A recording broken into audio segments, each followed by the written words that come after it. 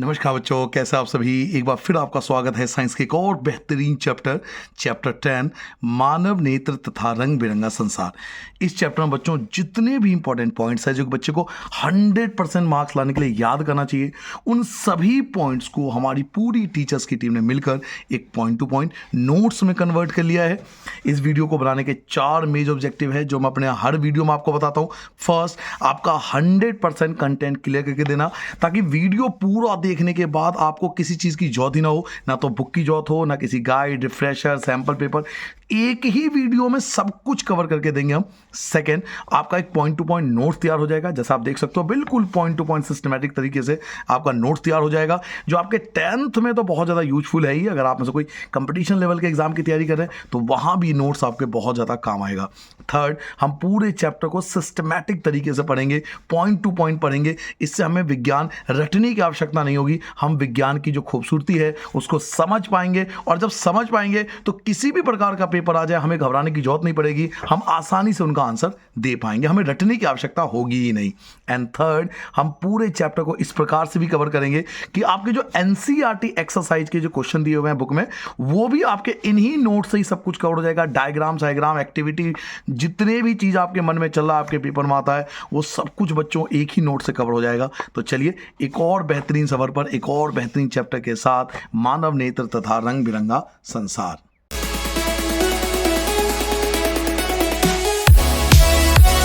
चलिए बच्चों, यहां से स्टार्ट करते हैं अपना ये बेहतरीन चैप्टर। और चैप्टर में सबसे पहला टॉपिक आता है मानव नेत्र का चित्र। जैसे कि आप देख सकते हो, सबसे पहली रिस्पॉन्सिबिलिटी हमारी बनती है इस डायग्राम को क्लियर करना। और इस डायग्राम में जो है, एग्जाम के अंदर आप मोस्टली देखोगे लेबलिंग आती है, यानी डायग्राम बना हुआ आता है, आपको लेवल करना पड़ेगा, ये सब आपको बताना पड़ेगा। ये आप देख सकते हो एरो बना के, तो चाहो तो आप इससे कर लो, या डायग्राम है तो आप नोट्स बुक से भी देख सकते हो। ये देखिए यहाँ पे दिया हुआ है। तो अलग अलग बुक से आपको लेबलिंग करने की जरूरत नहीं है, आप इस बुक को, एनसीईआरटी बुक को फॉलो करोगे, इसके अकॉर्डिंग जो आपको जहां पे लेबलिंग दिया हुआ है उसको याद करके जाना है। तो मैं आपके नंबर डाल देता हूं। देखिए, सबसे पहला आपको याद रखना होता है स्वच्छ मंडल। सबसे पहला टॉपिक ये आता है स्वच्छ मंडल, क्योंकि सबसे बाहरी पार्ट होता है ये। बिल्कुल लेबलिंग याद करके जाइए। सबसे पहला होता है स्वच्छ मंडल, उसके बाद आता है परितारिका, जो कि स्वच्छ मंडल के जस्ट पीछे होता है। स्वच्छ मंडल के पीछे होता है परितारिका। उसके बाद आता है पुतली, जो कि परितारिका के थोड़ा पीछे होता है, तो पुतली। आप एरो को ध्यान से देखिए, सबसे बाहर, अंदर, फिर और अंदर। उसके बाद आता है नेत्रोद। इनके बारे में पढ़ेंगे हम आगे, बट अभी हम लेबलिंग पढ़ेंगे। सबसे पहला था स्वच्छ मंडल, दूसरा था परितारिका, तीसरा था पुतली, चौथा है नेत्रोद, फोर्थ है नोत्रोद, और पांचवा आपका क्रिस्टलीय लेंस, फिफ्थ आपका क्रिस्टलीय लेंस। क्रिस्टलीय लेंस आप देख सकते हो कहां पे लेबलिंग किया गया है। ये जो दो साइड आप पिंक कलर के या रेड कलर के देख रहे हो, दोनों साइड क्रिस्टलीय लेंस के दोनों तरफ अप एंड डाउन, इन दोनों को पक्षमाभी पेशियां के नाम से जानते हैं। इनको पक्षमाभी पेशियां कहते हैं। तो 6 पॉइंट हो गया आपका पक्षमाभी पेशियां। सबसे पीछे यहां पे देखिए, बिल्कुल यहां पे लास्ट में एक ही है और कुछ है ही नहीं यहां पर, तो ये इसे बोलते हैं दृष्टिपटल। तो ये आपका 7 पॉइंट हो गया, दृष्टिपटल। उसके बाद आप ये जो वाला पार्ट है इसको दृक तंत्रिका कहते हैं, ये 8वां पॉइंट हो गया, दृक तंत्रिका। इसको दृक तंत्रिका के नाम से जानते हैं।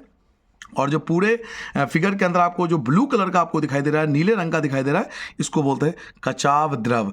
तो टोटल मिला के हम देख ले तो 9 लेबलिंग जो है, 9 लेबलिंग, 9 आपको नाम याद करके जाने हैं। और आजकल डायग्राम कम आता है, मतलब आता है डायग्राम बट बहुत रेयर आता है डायग्राम।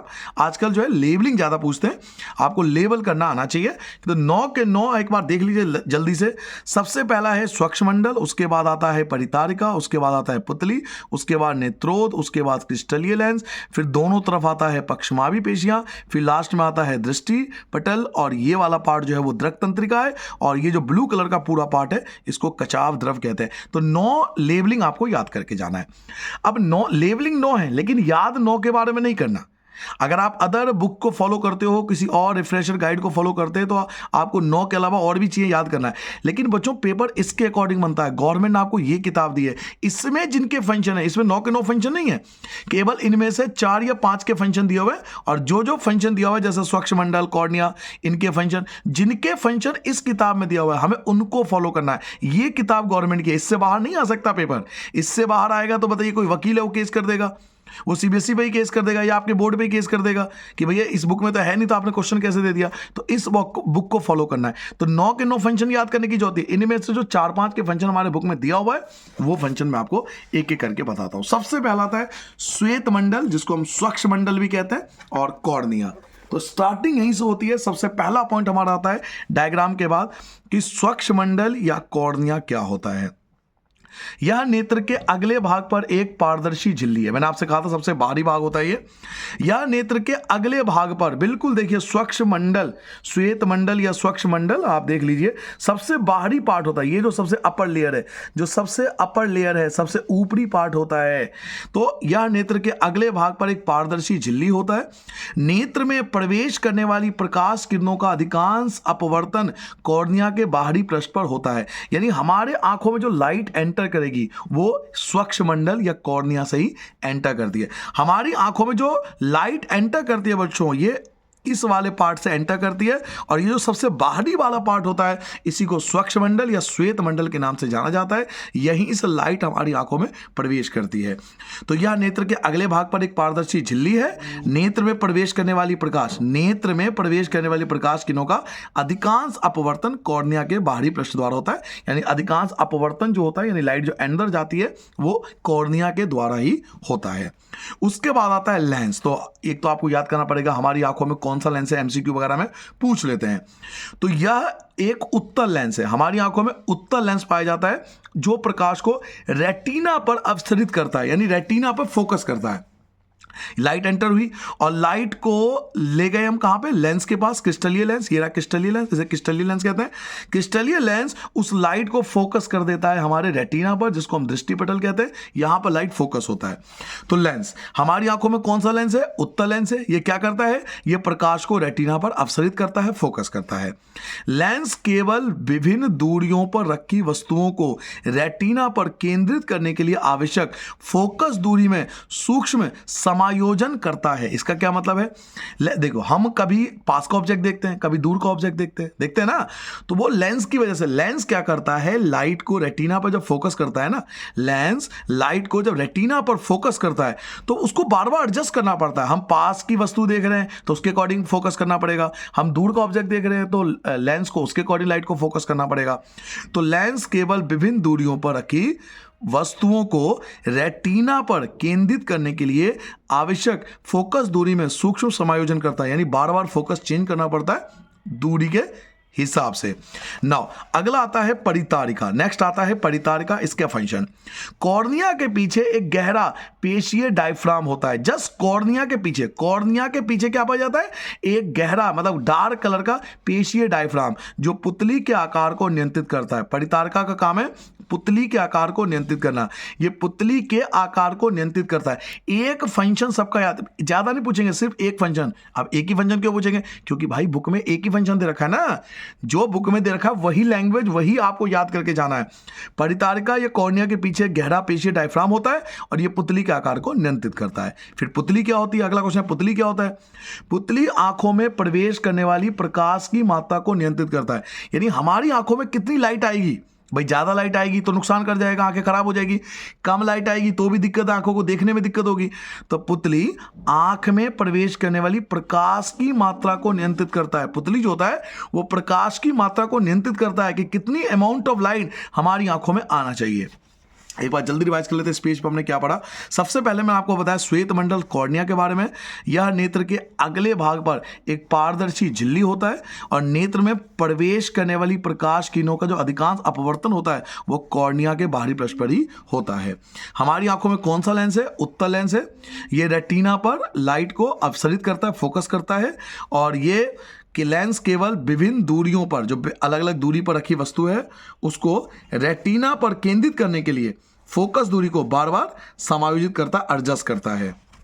परितारिका कॉर्निया के पीछे पाया जाता है। यह गहरा पेशीय डायफ्राम होता है और यह पुतली के आकार को नियंत्रित करता है। पुतली क्या करता है, तो पुतली आंख में प्रवेश करने वाली प्रकाश की मात्रा को नियंत्रित करता है कि हमारी आंखों में कितनी लाइट एंटर करना चाहिए। ठीक है, अगला आता है आपका नेक्स्ट टॉपिक आता है रेटिना, कि रेटिना क्या होता है। जहां पे लाइट फोकस हुआ था, याद कीजिए, जहां पे लेंस ने लाइट को फोकस किया था वो रेटिना था। तो रेटिना के बारे में आपको 3 बातें याद करना है। पहला, यह एक कोमल सूक्ष्म झिल्ली है, यह एक कोमल सूक्ष्म झिल्ली है जिसमें बड़ी संख्या में प्रकाश सुग्राही कोशिकाएं होती है, प्रकाश सुग्राही कोशिकाएं होती है, जिसकी वजह से हम अलग अलग कलर को देख पाते हैं। देखिए रेटिना मैंने आपको बताया था, ये रेटिना, ये रहा रेटिना, इसको दृष्टिपटल भी कहते हैं, दृष्टिपटल के नाम से भी जानते हैं। ये रेटिना है। ये आप यहां समझिए कि लाइट एंटर हुआ और लाइट एंटर होके लेंस क्या करता है, लाइट को फोकस करता है रेटिना पर। लेंस ने लाइट को फोकस करा रेटिना पर। अब किसी भी ऑब्जेक्ट का जो इमेज बनता है ना, प्रतिबिंब बनता है, वो रेटिना पर बनता है, यहीं पर इमेज बनता है। तो इसके अंदर बहुत सारी प्रकाश सुग्राही कोशिकाएं पाई जाती है। इसमें दृष्टिपटल में, रेटिना में बहुत सारी प्रकाश सुग्राही कोशिकाएं पाई जाती है। प्रदीप्त होने पर, यानी जब लाइट इस पर पड़ती है, प्रदीप्त होने पर प्रकाश सुग्राही कोशिकाएं सक्रिय हो जाती है। जैसे उस पर लाइट पड़ती है, रेटिना पर लाइट पड़ती है, तो वो जो प्रकाश सुग्राही कोशिकाएं हैं वो एक्टिव हो जाती है, सक्रिय हो जाती है, तथा विद्युत सिग्नल पैदा करती है, इलेक्ट्रिक इंपल्स पैदा करती है, जिससे हम सामने वाले ऑब्जेक्ट को देख पाते हैं। और ये सिग्नल दृक तंत्रिकाओं द्वारा मस्तिष्क तक पहुंचा दिए जाते हैं। अब आपके देखिए, आपके इस वाले डायग्राम आपने क्या सीखा कि लेंस ने लाइट को फोकस करा रेटिना पर। रेटिना के पास क्या है, रेटिना के पास बड़ी संख्या में प्रकाश सुग्राही कोशिकाएं हैं। जैसे ही इस पे लाइट पड़ेगा, प्रदीप्त होने पर प्रकाश सुग्राही कोशिकाएं सक्रिय हो जाएगा, ये एक्टिव हो जाएगा और ये विद्युत सिग्नल पैदा करेगा, इलेक्ट्रिक सिग्नल पैदा करेगा। और ये इलेक्ट्रिक सिग्नल जो भी आपने देखा है, ये देता है इलेक्ट्रिक सिग्नल इसको, ये इलेक्ट्रिक सिग्नल देता है इसको। ये कौन, दृक तंत्रिका, ये रहा दृक तंत्रिका। तो इसने विद्युत इंपल्स पैदा करा, इसने इलेक्ट्रिक इंपल्स पैदा करा और इसने इलेक्ट्रिक इंपल्स दे दिया दृक तंत्रिका को। अब ये जो क्या करेगा, ये हम आगे पढ़ेंगे कि ये मैसेज को ब्रेन तक पहुंचाएगा कि हमने क्या देखा। तो यहां तो केवल इमेज बना, हमने किसी चीज को देखा, लेकिन क्या देखा ये डिसाइड नहीं कर सकता, ये तो ब्रेन डिसाइड करेगा ना भाई। ये डिसाइड नहीं करेगा कि हमने क्या देखा, हमने जिस चीज को देखा उसका इमेज यहां बना, लेकिन ये सिग्नल भेजेगा दृक तंत्रिका को, दृक तंत्रिका ब्रेन को, ब्रेन डिसाइड करेगा कि हम सामने चीज क्या देख रहे हैं। चलिए बेफिलहाल, यह सिग्नल दृक तंत्रिकाओं द्वारा मस्तिष्क तक पहुंचा दिए जाते हैं। मस्तिष्क इन सिग्नलों की व्याख्या करता है और हम वस्तुओं को देख पाते हैं, समझ पाते हैं कि हमने सामने ऑब्जेक्ट को क्या देखा। तो ये 5 जो आपने पढ़ा है, केवल इन्हीं के फंक्शन आपके बुक में लिखा हुआ है। आप चाहो तो अपनी बुक उठा लो, इन 5 के ही फंक्शन आपको बुक में मिलेंगे। श्वेत मंडल, कॉर्निया का, लेंस का, परितारिका का, पुतली का और एक रेटिना का। इसके अलावा और कोई फंक्शन नहीं दिया हुआ है, तो पढ़ना टाइम का वेस्टेज है आपके लेवल पे, 10th के लेवल पे। 10th की बुक में यही 5 के फंक्शन दिए हुए हैं। नाउ अगला आता है दूरबिंदु। दूरबिंदु का मतलब हम कहां तक देख सकते हैं, हम कहां तक देख सकते हैं, किसी ऑब्जेक्ट को कितना दूर देख सकते हैं।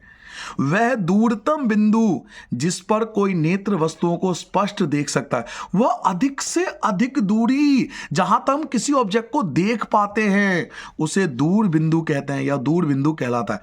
वह दूरतम बिंदु जिस पर कोई नेत्र वस्तुओं को स्पष्ट देख सकता है, नेत्र का दूर बिंदु कहलाता है। यानी हम किसी ऑब्जेक्ट को कितना दूर तक देख सकते हैं, यह हमारा दूर बिंदु कहलाता है। और हमारा दूर बिंदु कितना होता है, तो अनंत होता है, हम अनंत दूरी तक देख सकते हैं।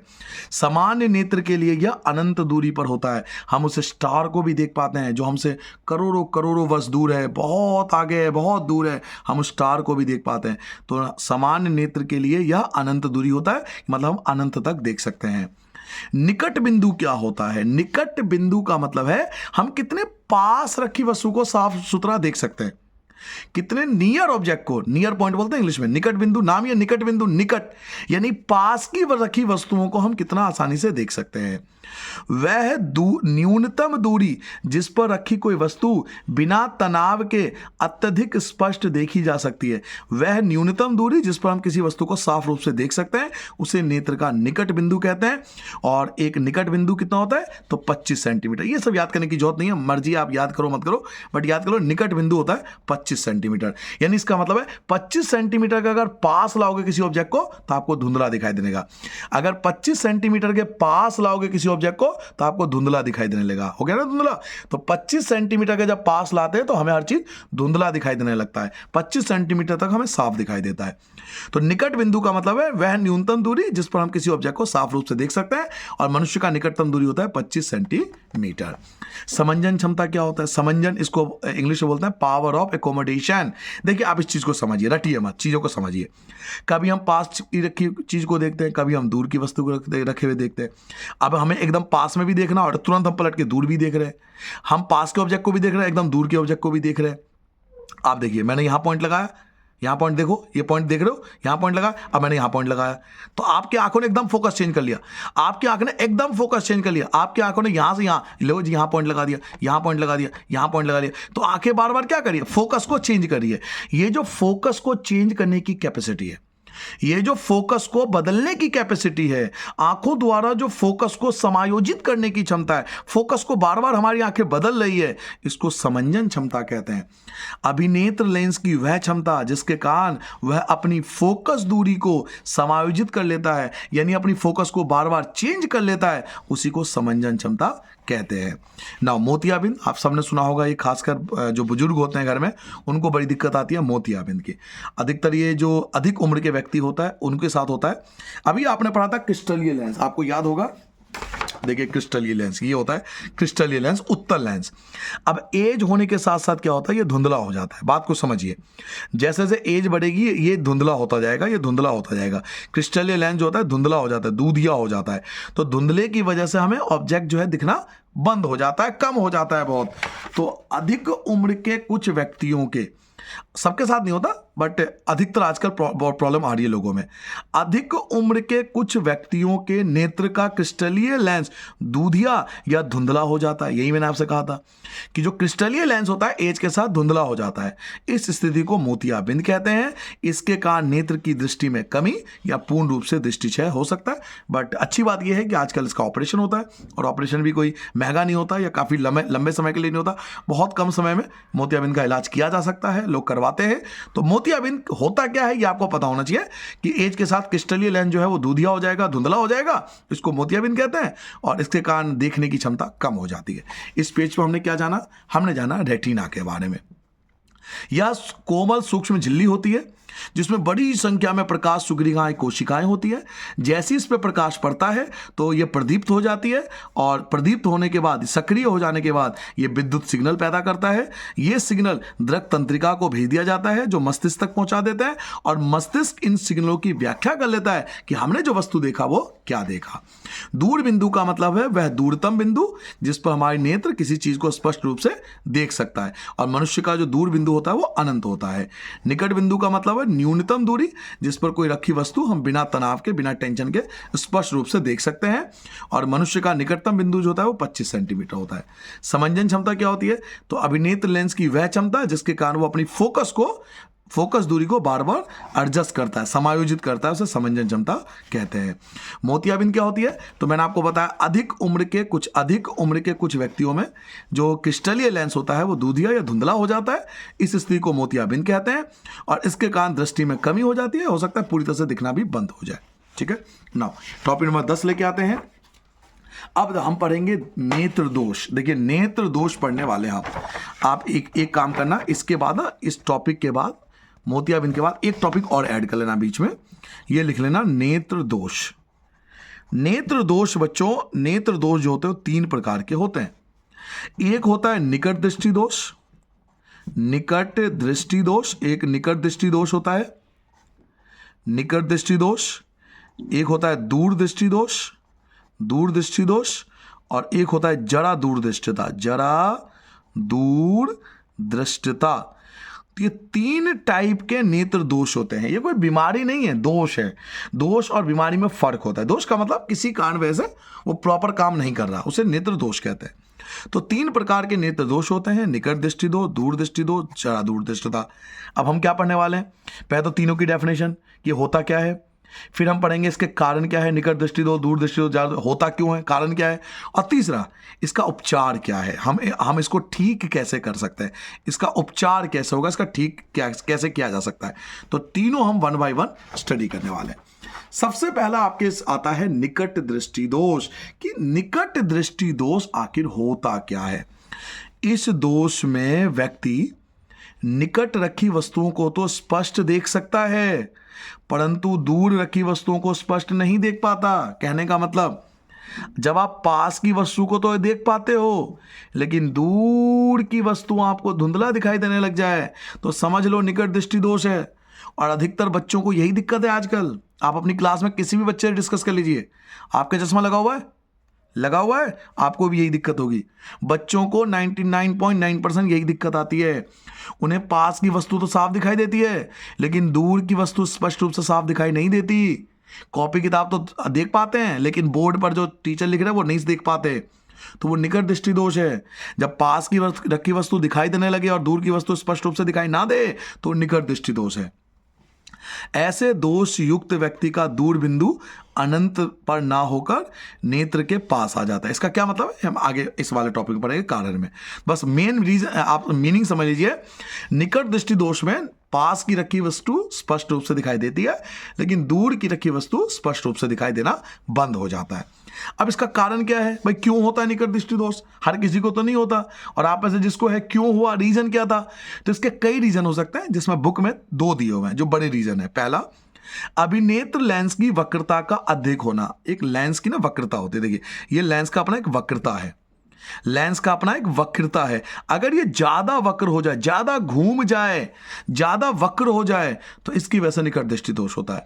और दूसरा, नेत्र गोलक का लंबा हो जाना। देखिए हमारे नेत्र गोलक जो होता है ना, वो 2.3 सेंटीमीटर का होता है, इसका व्यास होता है 2.3 सेंटीमीटर। लेकिन किसी कारण से अगर ये 2.4 हो गया या थोड़ा सा भी बढ़ गया तो निकट दृष्टि दोष हो सकता है। तो निकट दृष्टि दोष के 2 बड़े कारण हैं। पहला कारण है अभिनेत्र लेंस की वक्रता का बढ़ जाना, दूसरा नेत्र गोलक का लंबा हो जाना। ठीक है, अब इसका इलाज कैसे होगा, इसका निवारण कैसे होगा, इसका उपचार कैसे होगा, इसका निवारण कैसे करें सर जी? तो इसका निवारण हम लेंस से करेंगे। कौन से लेंस से, तो ये पूछेगा। इस दोष को किसी उपयुक्त क्षमता के अवतल लेंस, याद रखिए अवतल लेंस, यानी आप में से जिस बच्चे को निकट दृष्टि दोष है, वीडियो देख रहे हो, आप में से किसी भी बच्चे को अगर निकट दृष्टि दोष है बच्चों, तो आपके लेंस में अवतल लेंस का उपयोग हुआ है। अवतल लेंस के उपयोग से इसका संशोधन किया जा सकता है, इसको ठीक किया जा सकता है। निकट दृष्टि दोष वाले बच्चे के साथ क्या होता है, देखिए ये है जो नॉर्मल इंसान है ना, जिसके चश्मे नहीं लगा हुआ, उसके साथ ये होता है। लाइट आती है लेंस के पास, लेंस उसे रेटिना पे फोकस करता है। ये लाइट है, ये लाइट आया लेंस के पास, लेंस ने रेटिना फोकस किया, लाइट आया लेंस के बाद रेटिना पर, लाइट आया लेंस के बाद रेटिना पर, रेटिना पे फोकस कर देता है। लेकिन निकट दृष्टि दोष, अगर कोई निकट दोष युक्त व्यक्ति है जिसको निकट दृष्टि दोष है, तो उसकी लाइट रेटिना पे नहीं जाती, रेटिना से पहले टकरा जाती है। रेटिना से पहले टकरा गई, यहीं पे टकरा गया, जाना यहां चाहिए था, जाना उसे यहां चाहिए था, टकरा पहले गया, तो इमेज रेटिना से पहले बनता है, इमेज रेटिना से पहले बनने लगता है।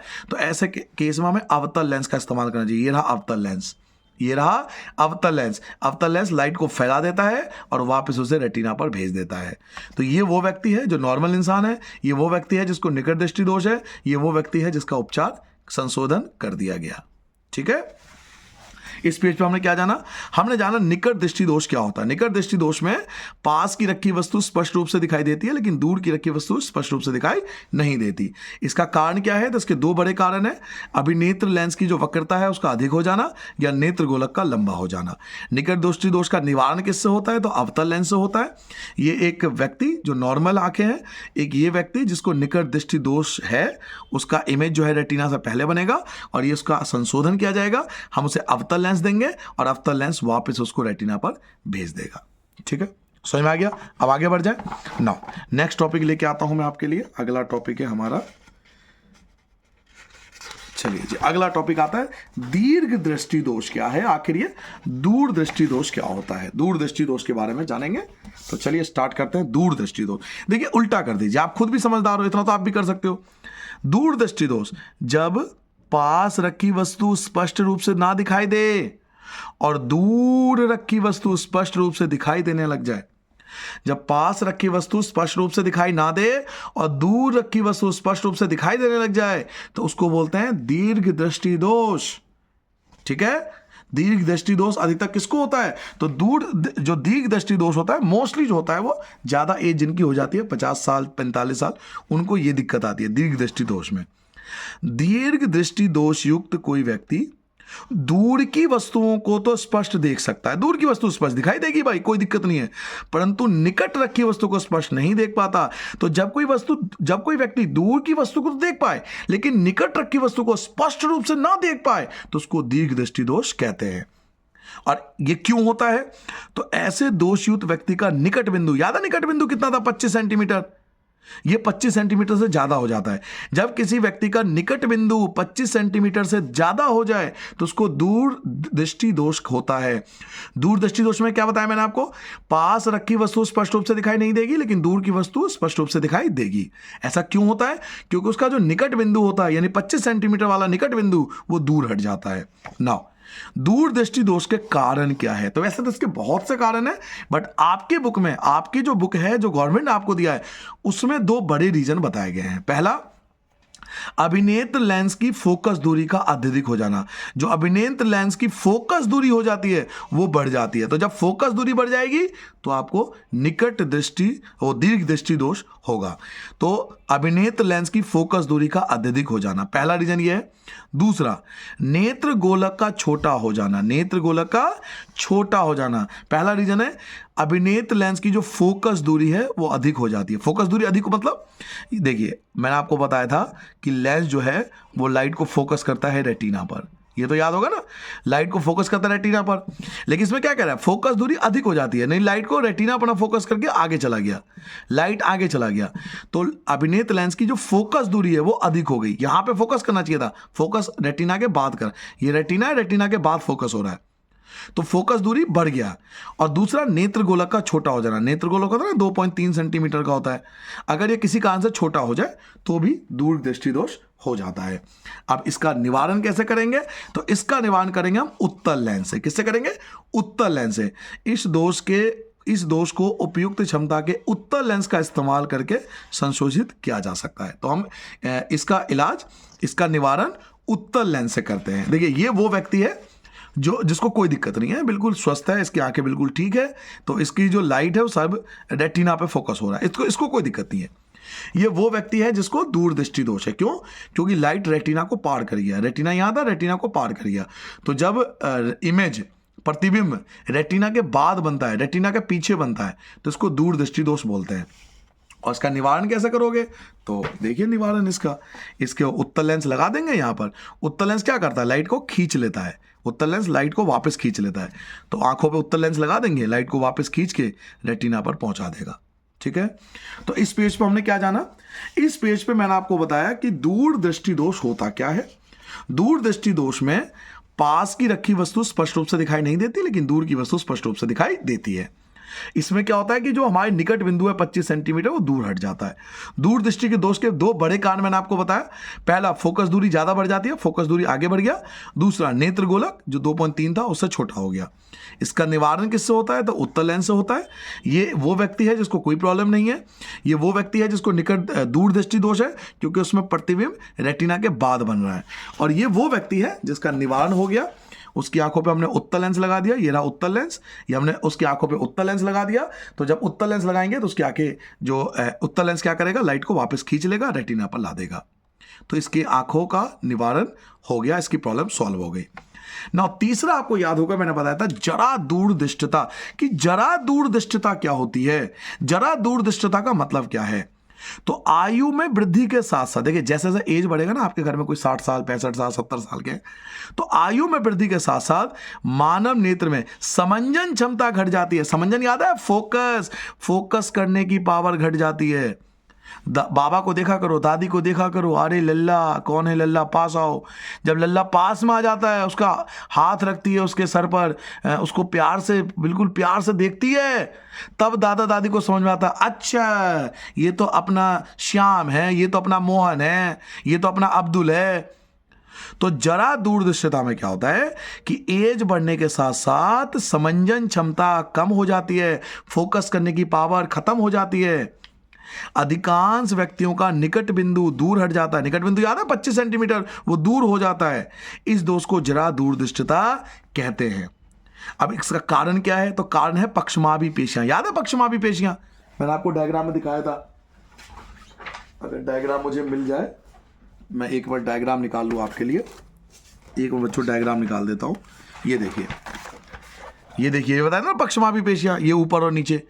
ये एज के साथ सेम नहीं रहेगा भाई, एज के साथ कुछ भी सेम नहीं रहता लाइफ में, एज के साथ बदलते जाएंगे ये। तो ये जो पक्षमाभी पेशियां हैं ये कमजोर पड़ जाएंगे। ये है मेन रीजन, पक्षमाभी पेशियों का कमजोर होना। ठीक है, यह पक्षमाभी पेशियों के धीरे धीरे दुर्बल होने तथा क्रिस्टलीय लेंस के लचीलेपन में कमी, जो क्रिस्टलीय लेंस था ना उत्तल लेंस, उसके लचीलेपन में कमी होने के कारण होता है। तो जरा दूरदृष्टि में क्या होता है कि फोकस करने की पावर, समंजन क्षमता घट जाती है और जो निकट बिंदु है 25 सेंटीमीटर वो दूर हट जाता है। इसका मेन कारण है पक्षमाभी पेशियों का कमजोर होना या फिर जो क्रिस्टलीय लेंस है उत्तल लेंस, उसके लचीलेपन में कमी आ जाना। इसका निवारण, तो इसका निवारण कर भी सकते हैं, नहीं भी कर सकते हैं, डिपेंड है कि वो कितना ज़्यादा है कितना कम है। मोस्टली इसका निवारण द्विफोक्सीय लेंस से करते हैं, जो हमारा अगला टॉपिक है। कभी कभी किसी व्यक्ति को नेत्र में दोनों ही प्रकार के दोष हो गए। लो जी, एक व्यक्ति को दोनों ही दोष हो गए, उसको निकट दृष्टि दोष भी हो गया, दूरदृष्टि दोष भी हो गया। लो जी, दिक्कत होगी इस बेचारे को। जब किसी व्यक्ति को निकट दृष्टि दोष भी हो जाए, दूरदृष्टि दोष हो जाए, तो ऐसे व्यक्तियों के लिए प्रायः द्विफोक्सीय लेंस की आवश्यकता होती है। अब जब किसी व्यक्ति को निकट दृष्टि दोष भी हो जाएगा, दूरदृष्टि दोष भी हो जाएगा, तो क्या करेगा? वो दोनों लेंस यूज करेगा, उत्तल लेंस भी अवतल लेंस भी। ऊपरी भाग में अवतल लेंस और निचले भाग में उत्तल लेंस होता है। इस प्रकार के चश्मा देखो ना, हो सकता है आपके स्कूल में किसी टीचर के हों या घर पे किसी के हों, आप देखना इस प्रकार के चश्मा होता है, ऐसा चश्मा होता है, देखना ऐसा आपको अंदर से ऐसा गोल सा दिखाई देगा। तो ऊपर होता है अवतल लेंस, नीचे होता है उत्तल लेंस। तो जब किसी व्यक्ति को दोनों ही प्रॉब्लम हो जाए, उसको निकट दृष्टि दोष, दूर दृष्टि दोष दोनों हो जाए, बेचारा दोनों बीमारी से, दोनों दोषों से युक्त हो गया, तो उसका इलाज होता है द्विफोक्सीय लेंस, उसका निवारण होता है द्विफोक्सीय लेंस से। ऊपरी भाग में अवतल लेंस, नीचे भाग में उत्तल लेंस लगाना पड़ता है। तो जिनको ये दोष हो ना, उनकी प्रॉब्लम को समझा के दीजिए। उनको कोई बीमारी नहीं है, ये सिर्फ एक दोष है, आंखों के अंदर कोई दिक्कत हो गई जी, तो ये सिर्फ दोष है, कोई बीमारी नहीं है। उनकी समस्या को समझा करें और उसके अकॉर्डिंग एक्टिविटी को किया करें। चलिए, इस पेज पर हमने अब तक क्या जाना? जरा दूरदर्शिता। आयु में वृद्धि के साथ साथ जो समंजन क्षमता, फोकस करने की पावर घट जाएगी और निकट बिंदु जो है हमारे 25 सेंटीमीटर वो घट जाता है, दूर हट जाता है, 25 सेंटीमीटर ज़्यादा हो जाता है, और इस दोष को जरा दूरदृष्टता कहते हैं। इसका कारण है पक्षमाभी पेशियों का कमजोर होना या क्रिस्टलीय लेंस के लचीलेपन में कमी आ जाना। द्विफोक्सीय लेंस, जब किसी व्यक्ति को दोनों ही दोष हो जाए, निकट दृष्टि दोष, दूरदृष्टि दोष दोनों हो जाए, तो उसको द्विफोक्सीय लेंस देना पड़ता है। ऊपरी भाग में अवतल लेंस होता है, निचले भाग में उत्तल लेंस होता है। ठीक है, इस प्रकार के चश्मा उसके लिए बनाया जाता है। दोनों नेत्रों का सिर पर सामने होने की स्थिति होने के लाभ। दोनों नेत्रों का सिर पर सामने की ओर स्थिर होने के लाभ। हमारी दोनों आंखें क्या है? सर के पास है बिल्कुल, और सामने की तरफ है, ऊपर है बिल्कुल। पूरी बॉडी में आंखें कहाँ है? सबसे ऊपर है, सर के पास है। इसका लाभ हमें क्या मिला? पहला लाभ, इससे हमें त्रिआयामी चाक्षुषी का लाभ मिलता है, यानी हम हर चीज को 3D शेप दे सकते हैं। हम 3D शेप में हर चीज, लंबाई, चौड़ाई, ऊंचाई देख सकते हैं। हर चीज को त्रिआयामी देख सकते हैं, 3D देख सकते हैं। इससे हमारा दृष्टि क्षेत्र विस्तृत हो जाता है। दो आंखें सामने होने के कारण हम 180 डिग्री देख पाते हैं। अगर एक आंख होती है ना, तो पता है कितना देख पाते हैं? आप कहोगे 90, नहीं 150। एक आंखों से 150 डिग्री देखा जाता है और दो आंखों से 180 डिग्री देखा जाता है, क्योंकि कुछ एरिया दोनों आंखों में कॉमन होते हैं। इससे हम धुंधली चीजों को भी देख पाते हैं। क्या बोला मैंने? इससे हम धुंधली चीजों को भी देख पाते हैं। अब आप कहोगे धुंधली चीजों को कैसे देख पाएंगे? अगर नहीं देख पाएंगे तो आपको कैसे पता वो धुंधला है? सोचने वाली बात है। आपको पता कैसे चला कि धुंधला है? देखो, ये धुंधला हो जाएगा, देखो हो गया धुंधला। आपको कैसे पता धुंधला? क्योंकि आप धुंधला देख पा रहे हो ना, इसलिए। तो दो आंखों का होने से हम धुंधली चीजों को भी देख पाते हैं। तो दो आंखों से ये लाभ हुआ कि हम हर चीज को त्रिआयामी चाक्षुषी का लाभ मिलता है, 3D देख पाते हैं, दृष्टि क्षेत्र बढ़ जाता है, 180 डिग्री देख पाते हैं, और हम धुंधली चीजों को भी देख पाते हैं। ठीक है, यहां पर आपका बच्चों पहला पार्ट जो है वो खत्म होता है। इस कह ले इस चैप्टर का पहला पार्ट। अब दूसरा पार्ट यहां से होगा प्रिज्म। प्रिज्म क्या होता है? प्रिज्म के दो त्रिभुजाकार आधार होते हैं, ये कांच का बना होता है, इसमें दो त्रिभुजाकार आधार होता है और तीन आयताकार पार्श्व पृष्ठ होते हैं। ध्यान रखना, ये भी एमसीक्यू में पूछा गया है। प्रिज्म क्या होता है, इसकी एमसीक्यू में क्वेश्चन आया हुआ था कि कितने ट्रायंगल होते हैं, कितने रेक्टेंगल होते हैं। प्रिज्म में दो त्रिभुजाकार आधार होते हैं, दो त्रिभुजाकार आधार होंगे और तीन आयताकार पार्श्व पृष्ठ होंगे, यानी बगल में तीन आयताकार पार्श्व पृष्ठ होते हैं। मैं आपको डायग्राम दिखा देता हूं, उससे क्लियर हो जाएगा। पहले आप याद कर लीजिए, प्रिज्म के दो त्रिभुजाकार आधार होते हैं और तीन आयताकार पार्श्व पृष्ठ होते हैं। अब डायग्राम देख लीजिए, इससे आपको क्लियर हो जाएगा कि प्रिज्म क्या होता है। इसमें आपको याद करने वाली चीज ये है कि इसमें दो त्रिभुजाकार आधार होता है और तीन पार्श्व आयताकार पार्ट होते हैं। तो एमसीक्यू पर हम पूछ लेंगे, तो दो त्रिभुजाकार आधार और तीन आयताकार पार्श्व होते हैं। ठीक है, नाउ अब देखिए नेक्स्ट टॉपिक आता है प्रिज्म कोण, कि प्रिज्म कोण क्या होता है। देखिए प्रिज्म के जितने भी साइड में एंगल बनते हैं ना, दो सरफेस के बीच का जो एंगल बनता है, जितने भी आपको कोने आपको दिखाई दे रहे हैं, इन सबको प्रिज्म कोण बोलते हैं। देखिए परिभाषा आती है कि प्रिज्म कोण क्या होता है। प्रिज्म के दो पार्श्व फलकों के बीच, एक पार्श्व फलक ये हो गया, एक पार्श्व फलक ये हो गया, तो दो पार्श्व फलकों के बीच का जो कोण बनेगा, प्रिज्म के दो पार्श्व फलकों के बीच कोण को प्रिज्म कोण कहते हैं। अब ये नहीं कि केवल यही प्रिज्म कोण है, ये भी प्रिज्म कोण है, ये भी प्रिज्म कोण है, यानी दो सरफेस के बीच का जो एंगल बनता है उसको प्रिज्म कोण कहते हैं। अगला आता है विचलन कोण। अब विचलन कोण की परिभाषा बहुत ज्यादा आती है, तो विचलन कोण समझने से पहले आपको ना प्रिज्म का एक समझना पड़ेगा कि प्रिज्म प्रकाश का अपवर्तन कैसे करता है। ये आपके बुक की एक्टिविटी है, तो ये एक्टिविटी मैं आपको समझा देता हूं, इसमें क्या करना क्या होता है। देखिए ये प्रिज्म है, ये प्रिज्म आपका, और जब लाइट जब प्रिज्म पे जाती है, तो लाइट जब जाएगी तो वैसे लाइट की प्रॉपर्टी क्या होती है कि उसे सीधा जाना चाहिए था, बट अभी सीधा नहीं जाएगा, क्योंकि हमने पढ़ा है चैप्टर 10 में कि लाइट जब एक मीडियम से दूसरे मीडियम में जाता है तो सीधा नहीं होता, बेंड हो जाता है। तो इसमें ऐसे ही होगा, ये रेडर मीडियम है, डेंसर मीडियम है, चैप्टर 10 याद कीजिए। ये विरल माध्यम है, ये सघन माध्यम है। जब प्रकाश विरल माध्यम से सघन माध्यम में जाता है तो सीधा नहीं जाता, वो अभिलंब की ओर झुक जाता है। ये अभिलंब है और ये अभिलंब के पास आ जाता है, तो लाइट ऐसा हो जाएगा। जाना उसको ऐसा चाहिए था, लेकिन हो या अभिलंब के पास, ये अभिलंब के पास आ गया। फिर लाइट जब सघन माध्यम से विरल माध्यम में जाती है, यानी जब सघन माध्यम से बाहर निकलेगी तो लाइट फिर बेंड हो जाएगी, अब ये नॉर्मल से दूर हो जाएगा। ये हो गया। तो एक तो ना एक्टिविटी के बारे में आपको पता होना चाहिए, ए से लेकर बी तक। यहां जो ए से लेकर बी तक है, ये जो ए से लेकर बी तक आप देख रहे हो, इसको नाम दिया गया है अपवर्तन या अपवर्तित किरण। इसे अपवर्तित किरण बोलते हैं, आपतन किरण कुछ भी बोलो, अपवर्तित किरण। ठीक है, नाउ उसके बाद लाइट बी से सी पे जाता है, बी से सी पे गया और सी से फिर डी पे गया। तो ये पहला आपका ए से बी, फिर बी से सी, फिर सी से डी। तो ये लाइट की जो आपको डायरेक्शन है वो बताया गया है कि पहले लाइट जब विरल माध्यम से सघन माध्यम में जाएगा तो अभिलंब के पास आ जाएगा, और जब विरल माध्यम से सघन माध्यम से विरल माध्यम में जाएगा तो अभिलंब से दूर हो जाएगा। ठीक है, अब ये जो लास्ट में सी डी गया है, जिसको हम निर्गत किरण बोलते हैं, इसका नाम है निर्गत किरण। निर्गत किरण, इसको निर्गत किरण के नाम से जाना जाता है। ये जो निर्गत किरण है ना, ये निर्गत किरण क्या करेगा, वापस एक इमेजिनरी एंगल बनाएगा इसके साथ, आपतित किरण के साथ। इसे आपतित किरण, आपतित किरण बोलते हैं बच्चों, इसे लिख लेना, आपतित किरण।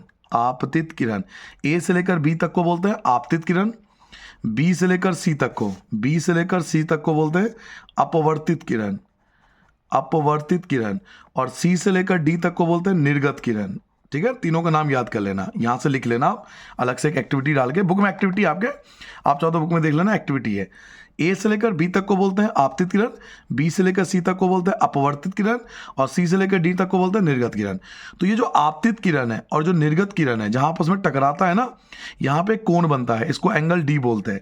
इस एंगल डी को, ये जो एंगल बन रहा है किसके बीच बन रहा है, तो आपतित किरण और निर्गत किरण, आपतित किरण और निर्गत किरण के बीच का जो कोण बनता है, इसी कोण को विचलन कोण के नाम से जाना जाता है। इसी को बोलते हैं विचलन कोण।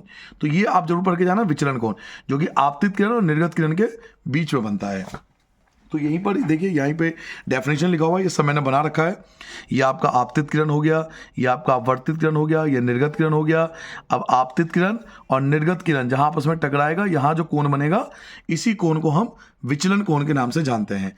आपतित किरण एवं निर्गत किरण के बीच के कोण को विचलन कोण कहते हैं, इंग्लिश में बोलते हैं इसे एंगल ऑफ डेविएशन, और ये बहुत ज़्यादा एग्जाम में आता है। नौ स्पेक्ट्रम क्या होता है, अब हमें इस थोड़ा आगे बढ़ेंगे, चैप्टर के आगे जानेंगे। देखो न्यूटन ने देखा, न्यूटन आप सबने नाम सुन रखा है क्लास 9th में। न्यूटन पहले साइंटिस्ट थे जिन्होंने देखा कि जब लाइट प्रिज्म पे पड़ता है तो लाइट ना 7 कलर में डिवाइड हो जाता है। जब प्रिज्म पे लाइट पड़ती है तो ये 7 कलर में डिवाइड हो जाती है। वो 7 कलर कौन से हैं, तो इसको बोलते हैं विबग्योर। विबग्योर, इसको विबग्योर के नाम से जानते हैं। मैं आपको कलर बताता हूँ, violet, indigo, blue, green, yellow, orange, red. V for violet, indigo, blue, green, yellow, orange, red. इनको विबग्योर कहते हैं, विबग्योर बोलते हैं, VIBGYOR. Violet, indigo, blue, green, yellow, orange, red. तो न्यूटन ने पहले देखा कि जब लाइट प्रिज्म पे पड़ती है तो 7 कलर में डिवाइड हो जाती है। तो जब लाइट 7 कलर में डिवाइड हो जाती है तो उसी को स्पेक्ट्रम के नाम से जाना जाता है साइंस में। इसको साइंस में स्पेक्ट्रम बोलते हैं। सूर्य का श्वेत प्रकाश जब प्रिज्म से होकर गुजरता है तो ये प्रिज्म श्वेत प्रकाश को 7 रंगों की पट्टी में विभक्त कर देता है। यही मैंने आपसे बोला था, 7 रंग में डिवाइड हो जाता है। सूर्य का जो श्वेत प्रकाश है, सफेद लाइट जो है, जब प्रिज्म से होकर गुजरता है ना, तो प्रिज्म उस श्वेत प्रकाश को 7 रंगों में बांट जाता है। यह 7 रंग कौन कौन से हैं, तो ये 7 रंग हैं बैगनी, जामुनी, नीला, हरा, पीला, नारंगी तथा लाल, जिसको हम इंग्लिश में विबग्योर बोलते हैं, विबग्योर। तो आप ये देख सकते हो, वॉयलेट मतलब बैगनी, इंडिगो यानी जामुनी, ब्लू नीला, ग्रीन हरा, येलो पीला, ऑरेंज नारंगी, और R4 रेड यानी लाल। तो आप चाहो तो इसे विबग्योर याद कर लो, विबग्योर के नाम से याद कर लो, या आप चाहो तो इसको हिंदी में भी याद कर सकते हो, आप इंग्लिश में भी लिख सकते हो, कलर के नाम इंग्लिश में भी लिख सकते हो, इससे कोई परेशानी नहीं आएगी। नाउ आगे बढ़ते हैं। प्रकाश के अवयवी वर्णों के इस बैंड को स्पेक्ट्रम कहते हैं। अब ये जो 7 कलर आपको दिखाई दे रहा है, इसको स्पेक्ट्रम के नाम से जाना जाता है। तो जब लाइट प्रिज्म पे पड़ती है, तो 7 कलर में डिवाइड हो जाती है। इसी को साइंस में स्पेक्ट्रम के नाम से जाना जाता है।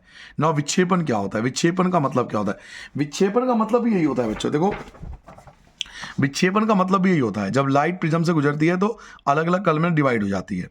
स्पेक्ट्रम में तो हमें ये बोलना होता है कि 7 कलर का बैंड है। जैसे कोई बैंड है ना, जैसे आपने कोई बैंड का नाम सुन रखा है, अब फेमस है, बहुत सारे बैंड आपको नाम पता है, वर्ल्ड फेमस जो बैंड है।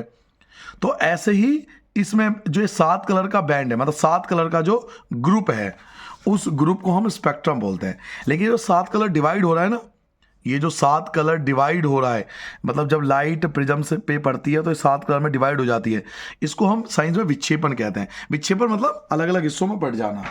तो विक्षेपण का मतलब भी यही है।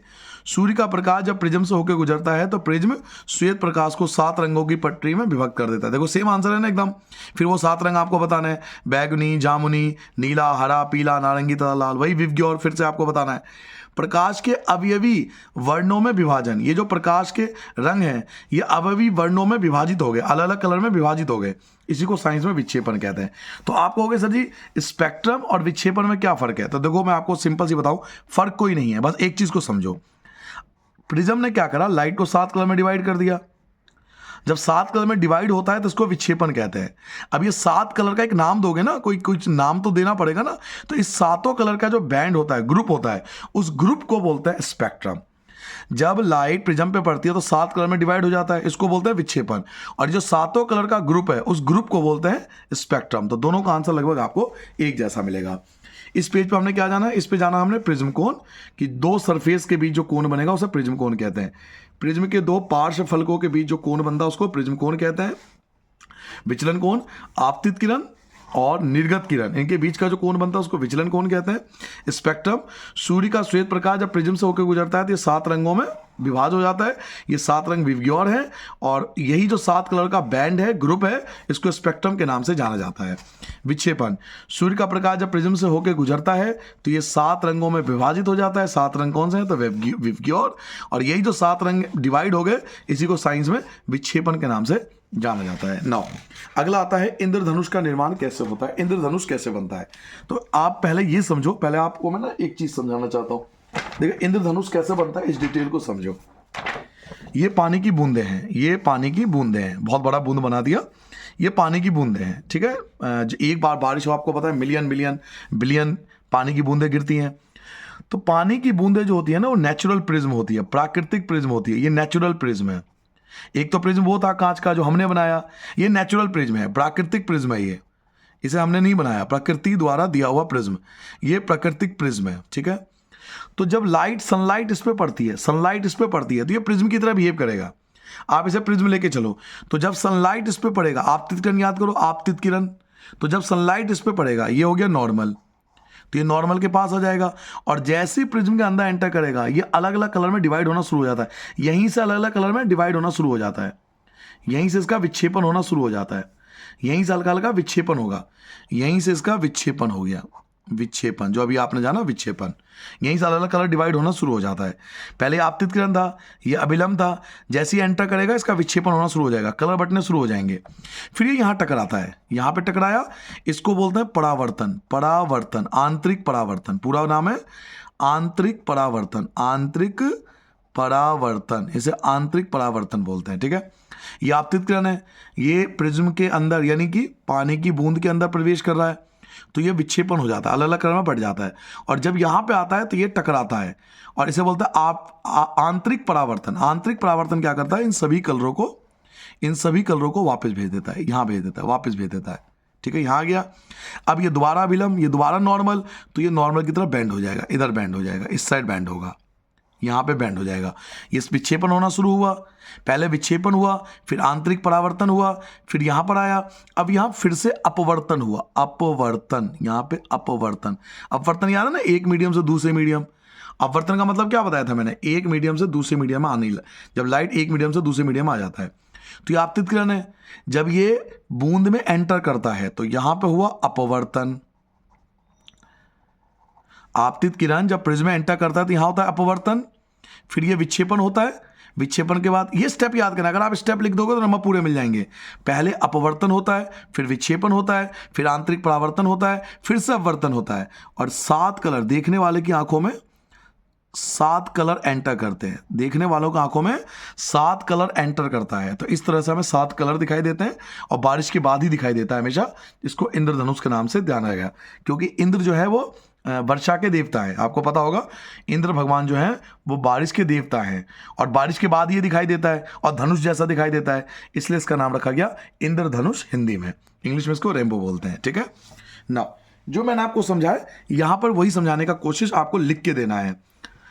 जल की सूक्ष्म बूंदें छोटे प्रिज्म की भांति कार्य करती है, यही मैंने आपसे कहा था कि जल की जो बूंदें होती है ना, छोटे प्रिज्म होती है, वो नेचुरल प्रिज्म होता है।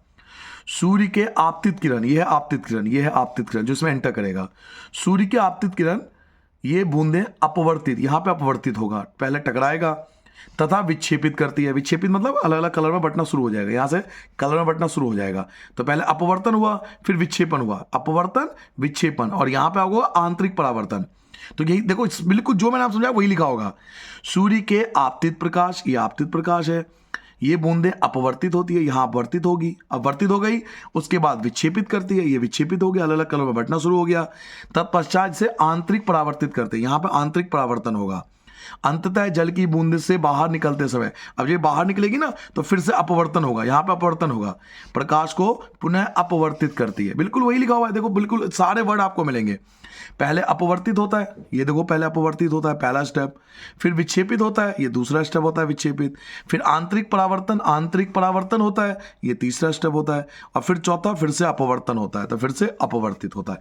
तो ये 4 स्टेप आपको लिखने होते हैं, ठीक है, ये 4 स्टेप आपको समझाने होते हैं। प्रकाश के परिक्षेपण तथा आंतरिक परावर्तन के कारण विभिन्न वर्ण यानी कलर प्रेक्षक के नेत्रों तक पहुंचते हैं, यानी हम जो जब देखेंगे तो हमें 7 रंग हमारे आंखों में एंटर करेगा। तो ये 4 स्टेप बताने होते हैं, पहले अपवर्तन होता है, फिर विक्षेपण होता है, फिर आंतरिक परावर्तन होता है, फिर से अपवर्तन होता है, और इन चारों स्टेप के कारण हमारी आंखों में 7 कलर एंटर होते हैं, जिसे हम इंद्रधनुष कहते हैं। नाउ विबग्योर क्या होता है, तो विबग्योर मैं आपको बता चुका हूं, पहले ये बात हम जान चुके हैं कि 7 कलर को विबग्योर कहते हैं। किसी प्रिज्म से गुजरने के पश्चात प्रकाश के विभिन्न वर्ण आपतित किरण के सापेक्ष अलग अलग कोनों पर झुकते हैं। देखिए अब इस बात को समझिए, मैंने अभी आपसे बोला था कि ये जो लाइट है, आपतित किरण है, जब प्रिज्म से गुजरेगा तो 7 रंगों में डिवाइड होगा।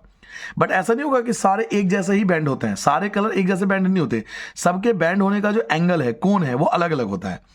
किसी प्रिज्म से गुजरने के पश्चात, जब प्रिज्म से गुजरती है लाइट, प्रकाश के विभिन्न वर्ण आपतित किरण के सापेक्ष अलग अलग कोनों पर झुकते हैं।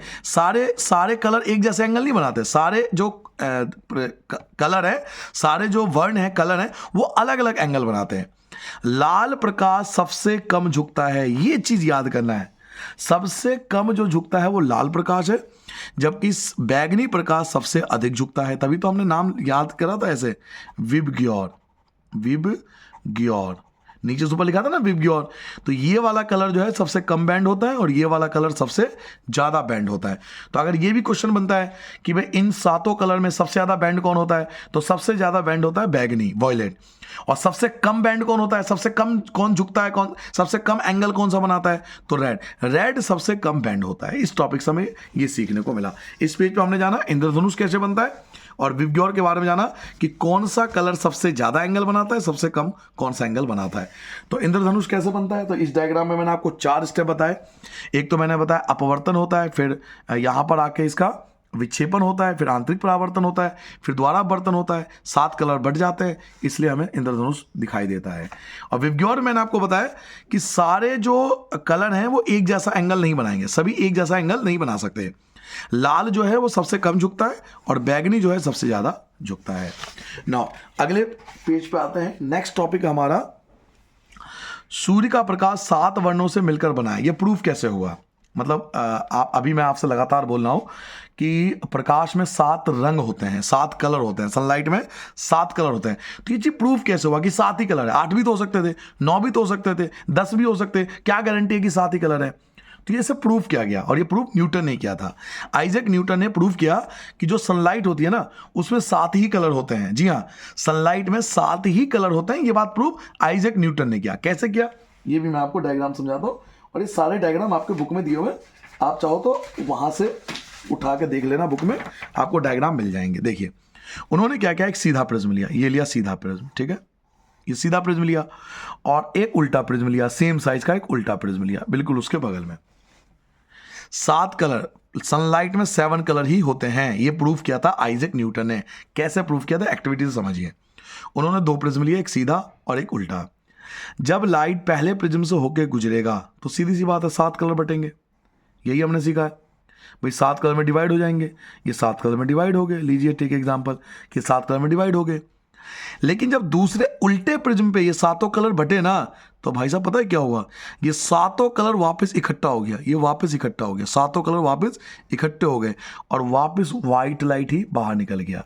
यानी यहां पे क्या था, व्हाइट लाइट, और दोनों प्रिज्म से गुजरने के बाद भी वापस क्या बना, व्हाइट लाइट। तो ये प्रूफ हो गया कि जो व्हाइट लाइट होती है वो 7 कलर से ही मिलकर बना है। तो इसके लिए आइजैक न्यूटन ने एक सीधा प्रिज्म लिया, जब उससे लाइट गुजरी तो 7 कलर में डिवाइड हो गए। फिर उल्टा प्रिज्म लिया, जब उस 7 कलर दूसरे प्रिज्म पे पड़ा तो 7 जो लाइट थे वो कंबाइन हो गया, इकट्ठा हो गया। यहां पे विक्षेपण हुआ, यहां पे क्या हुआ, विक्षेपण। विक्षेपण याद है ना, 7 कलर में डिवाइड होना, 7 कलर में डिवाइड हो, यहां विक्षेपण हुआ। लेकिन यहां क्या हुआ, यहां इकट्ठा हो गया। इसे इंग्लिश में रिकॉम्बिनेशन बोलते हैं, रिकॉम्बिनेशन। अब हिंदी में दिखाऊंगा क्या लिखा हुआ है, पुनः अवशोषण या कुछ वर्ड बोलते होंगे, इंग्लिश में रिकॉम्बिनेशन कहते हैं। ये दोबारा इकट्ठा हो गया और व्हाइट लाइट श्वेत प्रकाश में बाहर निकल गया। तो ये जो पूरा एक्सपेरिमेंट है ये आइजैक न्यूटन ने किया था, ये प्रूफ करने के लिए कि व्हाइट लाइट जो होती है वो 7 कलर से मिलकर बना होता है। तो यही चीज हम यहां पढ़ने वाले हैं कि सूर्य का प्रकाश 7 वर्णों से मिलकर बना है, इस बात का क्या प्रूफ है। तो ये आपको पूछेगा एग्जाम में, तो आप क्या लिखोगे, आइजैक न्यूटन ने सर्वप्रथम सूर्य का स्पेक्ट्रम प्राप्त करने के लिए कांच के प्रिज्म का उपयोग किया। कांच का प्रिज्म लिया उन्होंने, दूसरे समान प्रिज्म यानी एक दूसरा प्रिज्म लिया, उन्होंने श्वेत प्रकाश के स्पेक्ट्रम वर्णों को और अधिक विविध करने के लिए प्रयत्न किया। यानी उन्होंने कई सारे प्रिज्म लिए ये जानने के लिए कि कभी ऐसा तो नहीं कि एक प्रिज्म से 7 कलर बनते हैं, क्या पता मैं 2 प्रिज्म लगा दूं तो और भी कलर बने, क्या 3 प्रिज्म लगा लूं तो और भी कलर बने। तो आइजैक न्यूटन वो पहले व्यक्ति थे जिन्होंने सूर्य का स्पेक्ट्रम प्राप्त किया था और उन्होंने और भी प्रिज्म लिए ये जानने के लिए कि क्या पता और भी तो कलर नहीं है, लेकिन उनको और कलर नहीं मिला। किंतु उन्हें और अधिक कलर नहीं मिल पाए। यानी जितने भी प्रिज्म लगा लो, एक प्रिज्म लगा लो, दो प्रिज्म लगा लो, तीन प्रिज्म लगा लो, लाइन से लगा लो आप, और लाइट गुजार के देखो, आपका 7 ही कलर आपको मिलेंगे, यानी 7 कलर ही मिले। न्यूटन को भी 7 ही कलर मिले। फिर उन्होंने क्या करा, एक दूसरा सर्वसम प्रिज्म का मतलब सेम आकार का प्रिज्म पहले प्रिज्म के सापेक्ष उल्टी स्थिति में रख दिया। एक सीधा रखा, एक उल्टा रखा, जो मैंने अभी आपको डायग्राम बताया। उन्होंने देखा कि दूसरे प्रिज्म से श्वेत प्रकाश का किरण पुंज निर्गत हो रहा है। ये निर्गत, पुंज निर्गत, वो मैं रिकॉम्बिनेशन बोला था ना, उसका हिंदी है ये। उन्होंने देखा कि दूसरे प्रिज्म से श्वेत प्रकाश का किरण पुनः निर्गत या पुंज निर्गत हो रहा है, पुनः निर्गत हो रहा है। इससे न्यूटन ने यह निष्कर्ष निकाला कि सूर्य का प्रकाश 7 वर्णों से मिलकर बना है। कैसे प्रूव किया?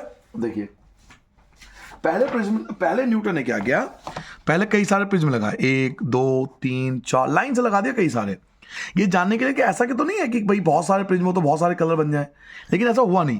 उन्होंने कितने भी प्रिज्म लिए उनको मिले 7 ही कलर। फिर उन्होंने ये करा, एक प्रिज्म सीधा लिया, एक प्रिज्म उल्टा लिया। जब लाइट पहले प्रिज्म से गुजरा तो 7 कलर में विक्षेपण हो गया, लेकिन जब दोबारा दूसरे प्रिज्म पर लाइट पड़ी तो रिकम्बाइंड हो गया, जिसे पुनः निर्गत बोलते हैं। ये पुनः निर्गत हो गया, इसे ठीक कर लेना, ये पुनः होगा, पुनः निर्गत हो गया, पुनः निर्गत हो गया, यानी दोबारा इकट्ठा हो गया और व्हाइट लाइट श्वेत प्रकाश में कन्वर्ट हो गया।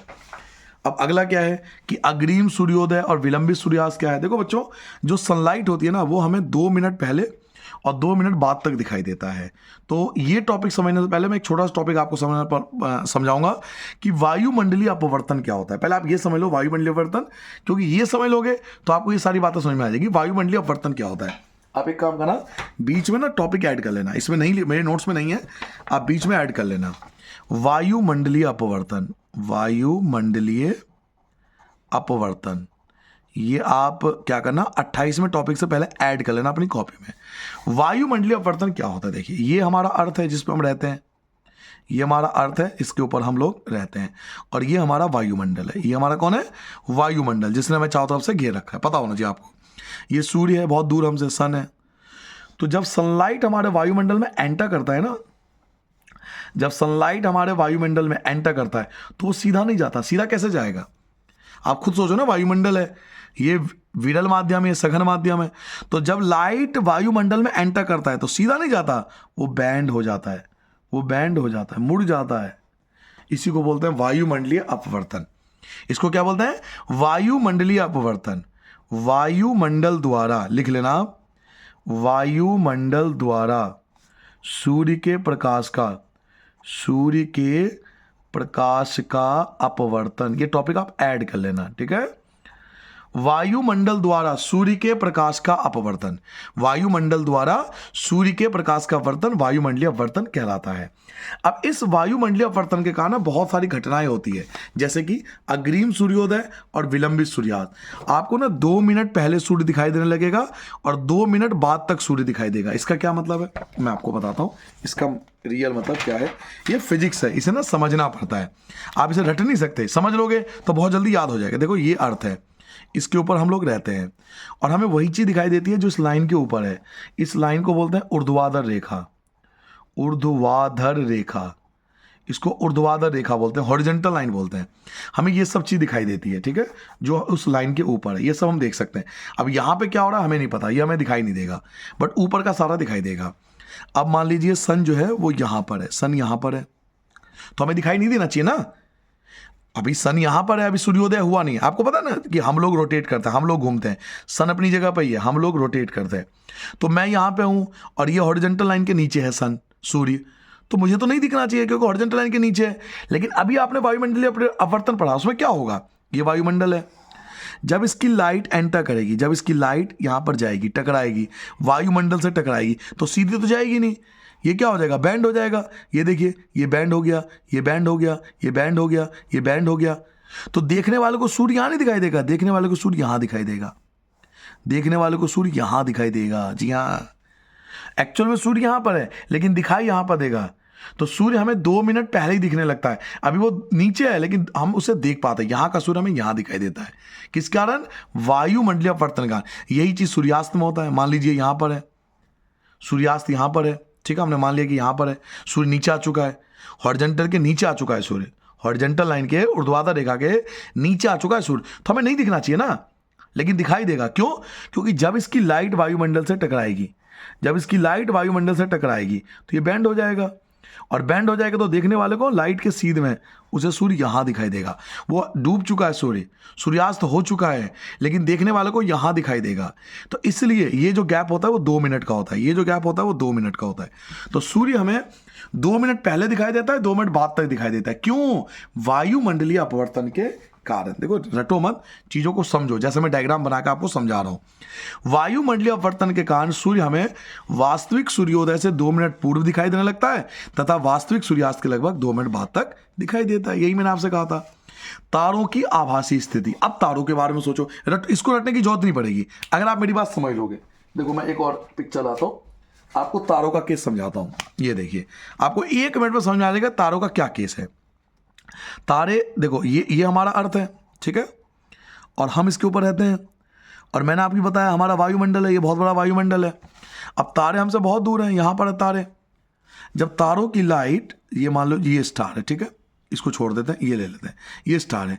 जब इसकी लाइट एंटर, ये इसकी लाइट हमारे वायुमंडल में एंटर करेगी, ये एंटर करी, ये एंटर करी, ये एंटर करी, तो सीधा नहीं जाएगा ये, इसकी लाइट क्या होगा? बैंड हो जाएगा। इसकी लाइट हल्का सा बैंड होकर आएगा, वायुमंडलीय अपवर्तन के कारण मुड़ गया, इसकी लाइट मुड़ गई।